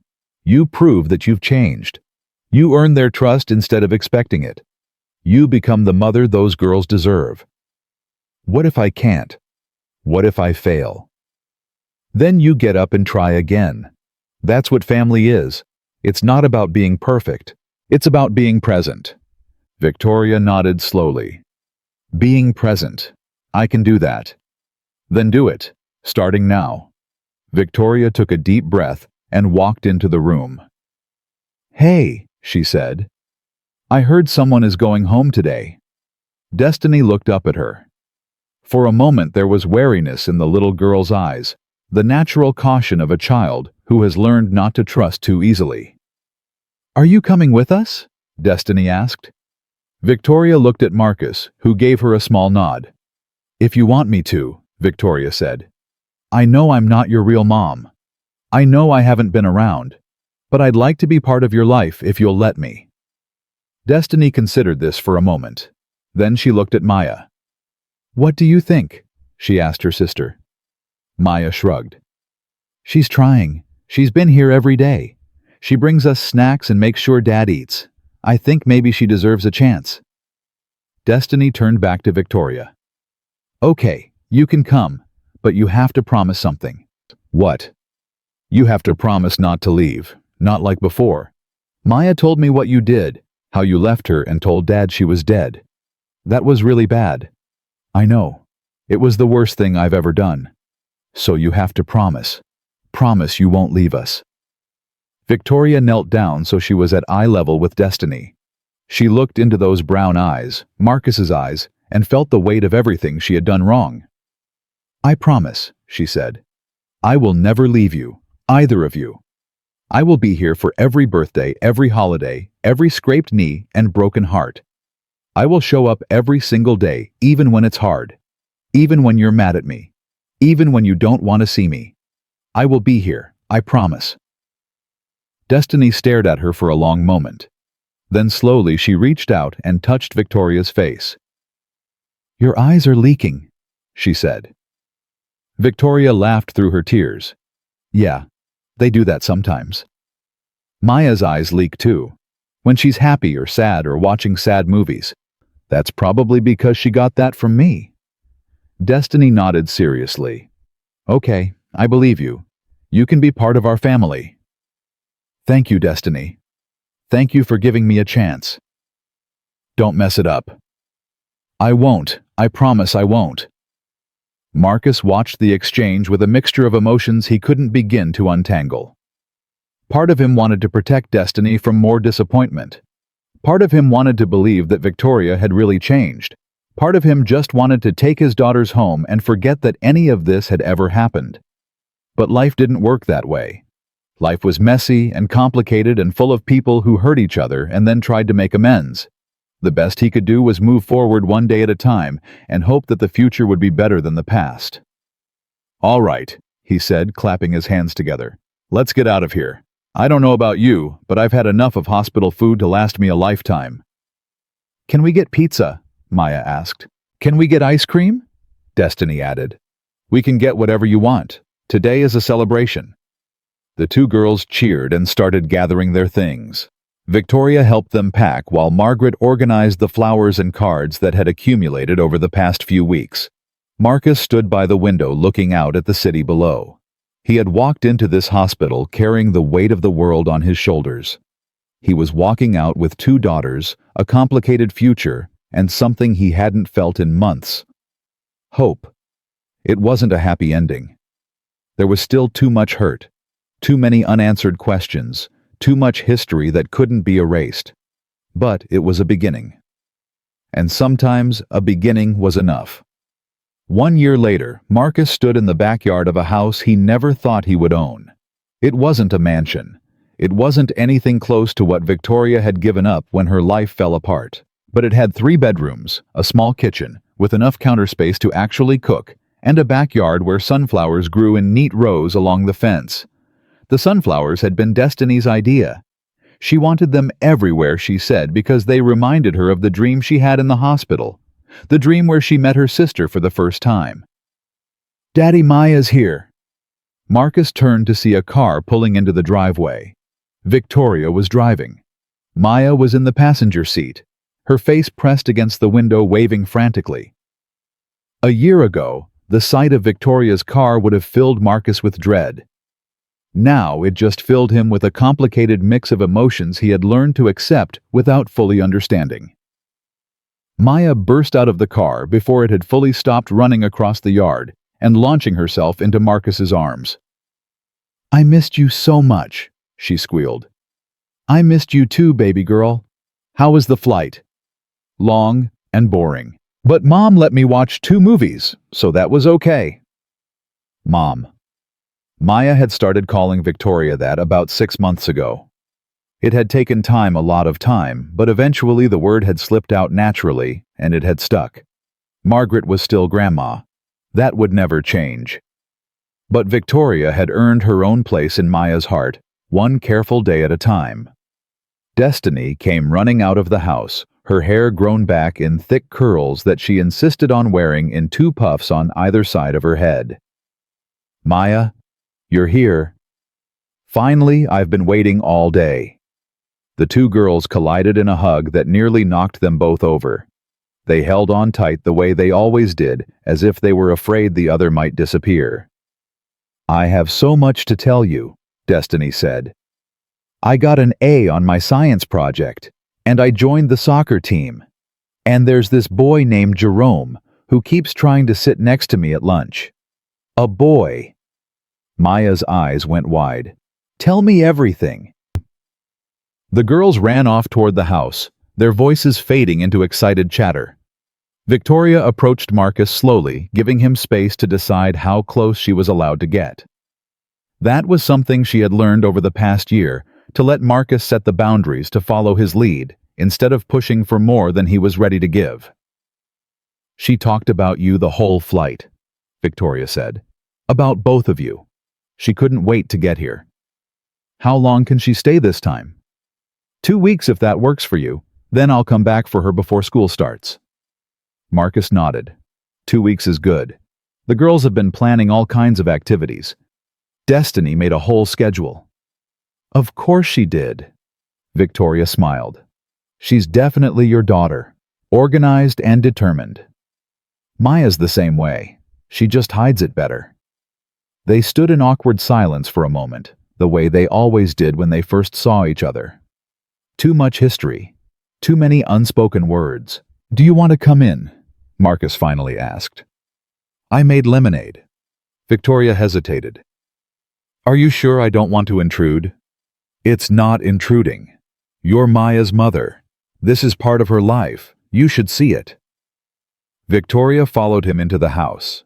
It was modest but warm, filled with photographs and children's artwork, and the evidence of a life well lived. She recognized some of the furniture from Marcus's old apartment, but there were new pieces too: a comfortable couch, a dining table big enough for the whole family, a bookshelf overflowing with novels and textbooks. "You've done well," she said quietly. "The house is beautiful." "It's not much, but it's ours." Destiny picked out the paint colors. She insisted on yellow for the kitchen because she said it reminded her of sunshine. "It suits her." Marcus poured 2 glasses of lemonade and handed one to Victoria. They sat at the kitchen table listening to the sounds of the girls laughing in Destiny's room. "How is she really?" Victoria asked.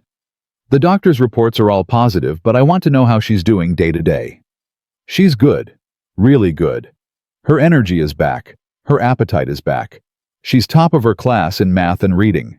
The doctors say her blood work is completely normal now. They want to see her every 6 months for the next few years just to be safe, but they're optimistic."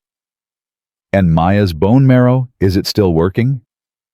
"It's working perfectly. Maya literally saved her life. There's no other way to say it." Victoria looked down at her lemonade. "I still think about what would have happened if I hadn't told you the truth. If I had kept hiding Maya. If I had—" "Don't," Marcus interrupted. "We've been over this 100 times. You made a choice.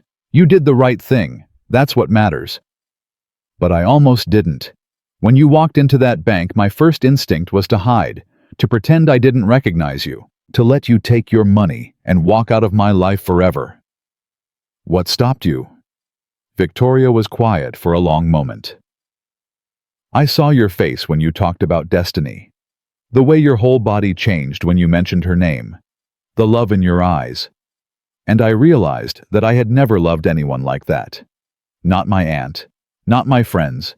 Not even Maya. Because I never gave myself the chance. I was so busy running from responsibility that I forgot what it felt like to truly care about someone more than yourself. And now I'm learning. Maya is teaching me. Every day she teaches me something new about what it means to be a mother. And it's hard, Marcus. It's the hardest thing I've ever done. But it's also the most rewarding." Marcus studied her face, searching for signs of the woman he had known 9 years ago. The woman who had run at the first sign of difficulty. The woman who had chosen comfort over commitment. He couldn't find her anymore. "You've changed," he said. "I'm trying to." "No, you've actually changed. This isn't just trying anymore. This is real." Victoria felt tears prick her eyes. "Thank you. That means more than you know." They sat in comfortable silence, the sounds of their daughter's laughter drifting through the house. "Margaret wants to come visit next month," Victoria said after a while. "She misses the girls terribly. She's welcome any time. She's family." "You really mean that? After everything?" "Margaret didn't do anything wrong. She raised Maya with love. She gave her a good life. The only person who did anything wrong was you, and we've already dealt with that. Have we? Sometimes I feel like we're still dealing with it. Like we'll be dealing with it forever. Maybe we will, but that's okay. Some wounds take a long time to heal. The important thing is that we're healing. All of us. The back door burst open, and the girls came running in, their faces flushed with excitement. Daddy, can we have a sleepover in the backyard tonight? Please, please, please. A sleepover in the backyard. In the tent. You promised you would set up the tent when Maya came to visit. Marcus sighed dramatically. I did promise that, didn't I? You did? You pinky promised. Well, I can't break a pinky promise. That's practically illegal. The girls cheered and ran back outside to start planning their adventure. Victoria stood up to leave. I should go. Let you all have your family time. You could stay, Marcus said. The words surprised him as much as they surprised her. For dinner, I mean. The girls would like that. Are you sure? I'm sure. We're not there yet, not completely, but we're getting closer. And the girls deserve to see us acting like adults who can be in the same room without it being awkward. It's a little awkward. It's less awkward than it used to be. That's progress. Victoria smiled. It was a genuine smile, one that reached her eyes and softened her whole face. Okay, I'll stay for dinner, but I'm helping you cook. You can cook. I've been learning. Maya insists on homemade meals at least twice a week. She says it's important for family bonding. That sounds like something Destiny would say. I think they've been sharing notes. Marcus laughed. It was the first time he had laughed with Victoria since everything had happened. It felt strange. It felt good. It felt like healing. That evening, the four of them sat around the backyard fire pit, roasting marshmallows and watching the stars come out. Tell us a story, Daddy, Destiny said. A true story. What kind of true story? Tell us how you met Mom, Maya said. The real version, not the short version. Marcus and Victoria exchanged a look. This was dangerous territory, but the girls were old enough to hear the truth, at least a version of it. Your mother and I met in college, Marcus began. I was on the football team. She was studying business. We had the same English class, and I couldn't stop staring at her because I thought she was the most beautiful woman I had ever seen. Daddy, that's so cheesy. Destiny giggled. It's true. Ask your mother. I was completely hopeless. Victoria smiled. He was. He used to follow me around campus like a lost puppy. It took him 3 weeks to work up the courage to talk to me. What did you say? Maya asked. I said, are you ever going to ask me out, or are you just going to keep staring? The girls burst out laughing. And then what happened? Destiny asked. Marcus's smile faded slightly. And then, life happened. Things got complicated. We went our separate ways. But why? Maya pressed. If you loved each other, why didn't you stay together? Victoria took a deep breath. Because I made a mistake, Maya. A very big mistake. I was scared and young, and I didn't believe in your father the way I should have. I ran away instead of staying to fight for what we had. And you told Dad that Maya was dead, Destiny said quietly. We know that part. Yes, I did. And it was the worst thing I've ever done. I hurt your father. I hurt Maya. I hurt myself. And I spent 9 years living with that guilt before I finally had the chance to make it right. Do you regret it? Maya asked. Victoria looked at her daughter, really looked at her. I regret the pain I caused. I regret the time we lost. But I don't regret where we ended up. Because if I hadn't made those mistakes, I wouldn't be sitting here with you right now. I wouldn't know what it feels like to be part of a real family. I wouldn't have had the chance to become a better person. That's a complicated answer, Destiny said. Life is complicated, sweetheart. The important thing is that we learn from our mistakes and try to do better. Marcus put his arm around Destiny's shoulders. Your mother and I aren't together anymore. We're never going to be together the way we were before. But we're still a family. A different kind of family, but a family all the same. A patchwork family? Maya said. What's a patchwork family? Destiny asked. It's like a quilt, made up of different pieces that don't look like they belong together, but when you put them all together, they make something beautiful. Destiny thought about this for a moment. I like that. We're a patchwork family. The best patchwork family in the world, Marcus agreed. They stayed outside until the marshmallows were gone and the fire had burned down to embers. Then the girls retreated to their tent for their sleepover, armed with flashlights and sleeping bags, and enough snacks to last a week. Marcus walked Victoria to her car. Thank you, she said, for tonight, for letting me be part of this. Thank you for showing up, for proving that you're different now. I'm still not perfect. Nobody's perfect, but you're trying, and that's all I ever wanted. Victoria paused with her hand on the car door. Marcus, can I ask you something? What? Do you think you'll ever forgive me? Really forgive me? Not just tolerate me? Marcus considered the question carefully. I think I already have. I didn't realize it until tonight, but somewhere along the way the anger went away. It didn't disappear all at once. It just faded, little by little, until one day I woke up and it wasn't there anymore. When did that happen? I don't know exactly. Maybe when I saw how hard you were trying with Maya. Maybe when you gave up your job and your apartment and your fancy life to be closer to her. Maybe when you sat in the hospital waiting room for 17 days straight, even though I barely spoke to you. Or maybe it was just now watching you make s'mores with our daughters and tell them the truth about our past. I thought you would hate me forever. So did I. But hate takes a lot of energy, and I have better things to do with my energy now. I have 2 daughters to raise. I have a life to build.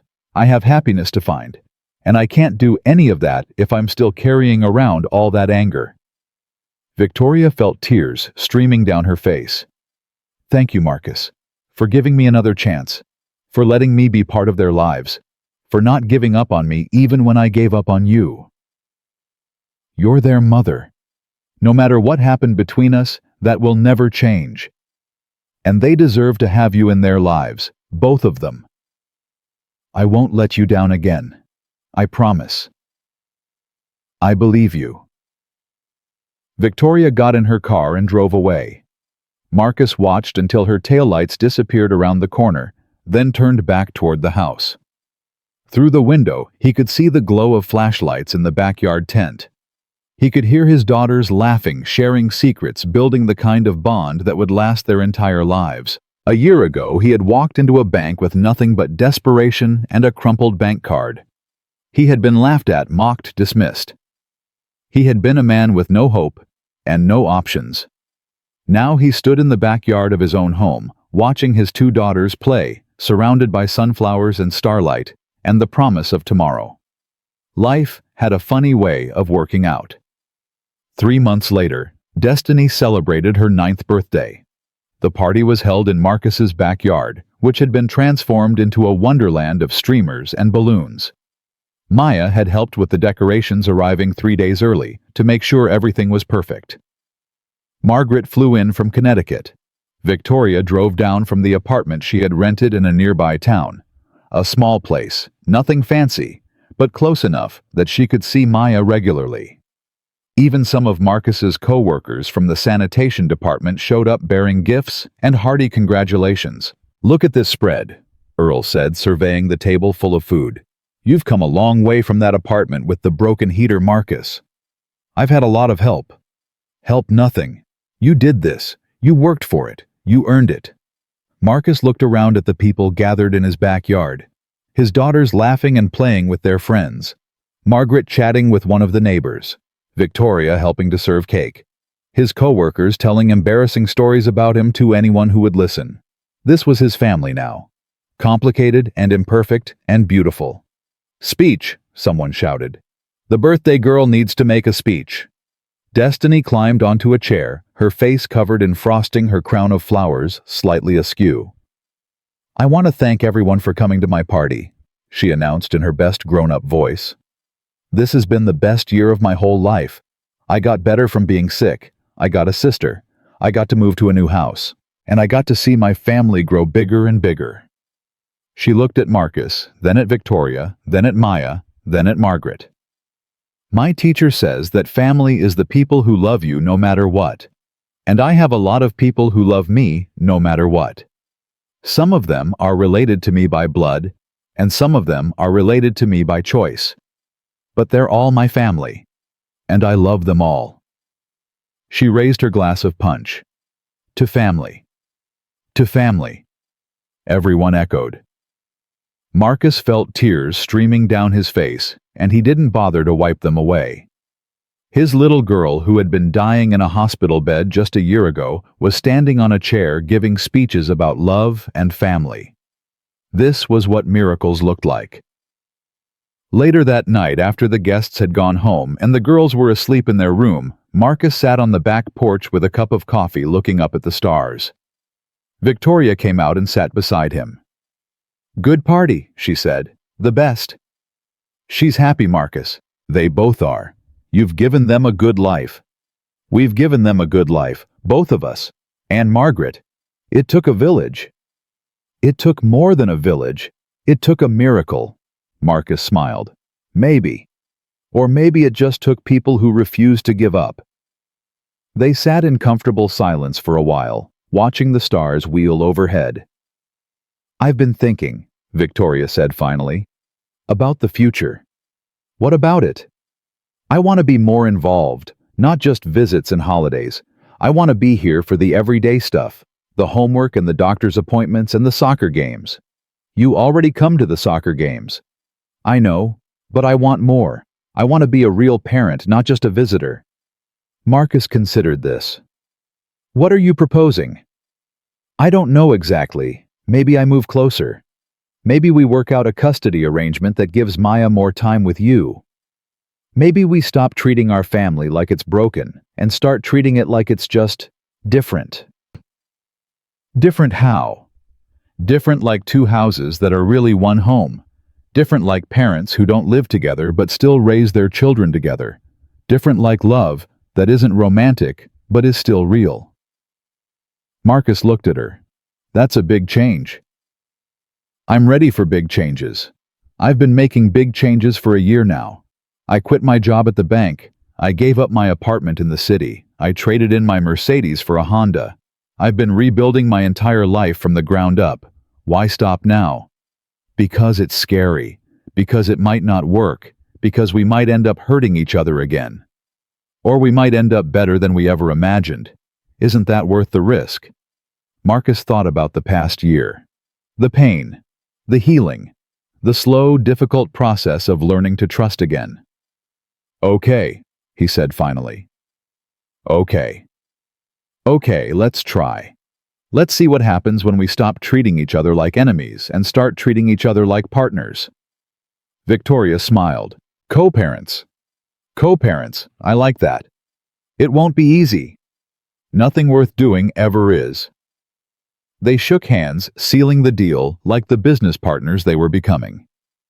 Two people who had once loved each other, then hurt each other, and were now finding a new way to be in each other's lives. It wasn't the ending Marcus had imagined when he walked into that bank a year ago.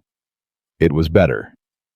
1 year after that, on a warm spring evening, the whole family gathered at Marcus's house for Sunday dinner. It had become a tradition. Every Sunday, whoever could make it would come together for food and conversation and connection. Sometimes it was just Marcus and the girls. Sometimes Margaret flew in from Connecticut. Sometimes Victoria brought a friend she had made at her new job at a community bank that served low-income families. Tonight, everyone was there. The kitchen was full of laughter and the smell of Marcus's famous barbecue. The girls were setting the table, arguing good-naturedly about who got to use the special flower print plates. Marcus stood at the grill, flipping burgers and watching his family through the window. Maya was 12 now, tall and confident with her father's determination and her mother's sharp mind. She had been accepted into a gifted program at school, and was already talking about becoming a doctor so she could help kids like Destiny. Destiny was 10 healthy and thriving with no trace of the illness that had nearly taken her life. She was the star of her soccer team, the president of her class, and the unofficial leader of the neighborhood kids. Her hair had grown back thick and curly, and she wore it proudly, refusing to straighten it despite what some of her classmates said. Victoria had transformed into someone Marcus barely recognized. The polished, cold bank manager was gone. In her place was a woman who drove a used car, wore jeans on the weekends, and volunteered at a homeless shelter every Tuesday night. She had found purpose in helping others, and that purpose had changed her in ways that money and status never could. Margaret had become the glue that held everything together. She visited every few months, spoiling the girls with gifts and wisdom and unconditional love. She had accepted her complicated role with Grace grandmother to Maya, honorary grandmother to Destiny, unlikely ally to both Marcus and Victoria. "Daddy, the burgers are burning." Marcus snapped out of his reverie and quickly rescued the meat from the flames. "No, they're not. They're just, well done." "That's what you always say when you burn them. And I'm always right." Dinner was chaotic and loud and perfect. Everyone talked over each other, sharing stories and jokes and plans for the future. Maya announced that she wanted to learn Spanish so she could talk to more patients when she became a doctor. Destiny declared that she was going to be a professional soccer player and a scientist because why choose just one thing? After the dishes were cleared, the adults sat on the back porch while the girls chased fireflies in the yard. "Do you remember," Victoria said, "the first time you walked into my bank?" "How could I forget? You laughed in my face." "I was terrible." "You were. But I wasn't exactly at my best either. I hadn't slept in 3 days. I smelled like garbage. I probably looked like I was going to rob the place. You looked like a father who was desperate to save his daughter. I should have seen that. I should have treated you with respect. You treated me the way you treated everyone back then, based on what they looked like, not who they were. I'm different now. I know you are. We all are." Margaret raised her glass of wine. "To second chances." "To second chances," they all echoed. Marcus looked out at his daughters running through the grass, their laughter floating on the evening breeze. 2 years ago, he had been alone, drowning in debt, watching his child die, selling his heritage to buy her a few more weeks of life. Now he was surrounded by family. His bills were paid. His daughter was healthy. His other daughter, the one he hadn't even known existed, was part of his everyday life. And the woman who had caused all of his pain was now one of his closest allies. Life had a strange sense of humor. "What are you thinking about?" Victoria asked. "I'm thinking about how none of this was supposed to happen. I was supposed to hate you forever. The girls were supposed to never meet. We were all supposed to stay broken and bitter and alone. But we didn't. No, we didn't." "Why do you think that is?" Marcus considered the question. "Because we chose something different. We chose to heal instead of hurt. We chose to forgive instead of hold grudges. We chose to build something new instead of staying stuck in the past. It wasn't easy. Nothing worth doing ever is. But look at what we built, Victoria. Look at our daughters. Look at this family. We did this, all of us, together." Victoria smiled. "The patchwork family. The best patchwork family in the world." The sun set behind the trees, painting the sky in shades of orange and pink and gold. The girls came running back to the porch, breathless and happy, their hands full of fireflies. "Daddy, look what we caught," Destiny exclaimed. "They're so pretty," Maya added. "Are you going to keep them?" Marcus asked. The girls looked at each other. Then, without a word, they opened their hands and let the fireflies go. "They belong outside," Destiny explained, "with their families." Marcus felt his heart swell with pride. His daughters understood something that had taken him decades to learn. You couldn't hold on to things that were meant to be free. You couldn't force love or loyalty or forgiveness. You could only create the conditions for them to grow and then trust that they would. "You girls are pretty smart," he said. "We know." They replied in unison, then dissolved into giggles. Later that night, after everyone had gone home and the girls were asleep, Marcus sat alone on the back porch one last time. He thought about his grandmother's land in Wilkes County. The 400 acres that had been in his family for 70 years. The land he had sold to save Destiny's life. He didn't regret it. Not for a single second. Because land was just dirt. Money was just paper. Things could be lost and replaced and lost again. But family was forever. Love was forever. The bond between a father and his daughters, between sisters who had found each other against all odds, between broken people who had chosen to heal together, that was the real treasure. Marcus looked up at the stars and smiled. He had walked into that bank with nothing but desperation. He had been laughed at, mocked, dismissed. He had been a man at the end of his rope. But he had also been a father, a fighter, a man who refused to give up on the people he loved. And in the end, that had made all the difference. The sunflowers in the garden swayed gently in the breeze, their golden faces turned toward the moon. Tomorrow, they would turn back toward the sun. That was what sunflowers did. They followed the light no matter how dark the night. Marcus had learned to do the same. He stood up, took one last look at the stars, and went inside to check on his daughters. They were sleeping peacefully. Maya in the guest bed that had become her permanent second home. Destiny in her own bed, surrounded by stuffed animals and soccer trophies. Marcus kissed each of them on the forehead. "I love you," he whispered. "Both of you. More than you'll ever know." Then he turned off the light and went to bed, knowing that tomorrow would bring new challenges and new joys and new opportunities to be the father his daughters deserved. The story wasn't over. It was just beginning. But for the first time in a long time, Marcus wasn't afraid of what came next, because he had learned the most important lesson of all. Family wasn't about blood or money or the circumstances of your birth. Family was about showing up every single day for the people you loved. Family was about choosing each other over and over again, even when it was hard. Family was about taking broken pieces and turning them into something beautiful. And Marcus Johnson had the most beautiful family in the world.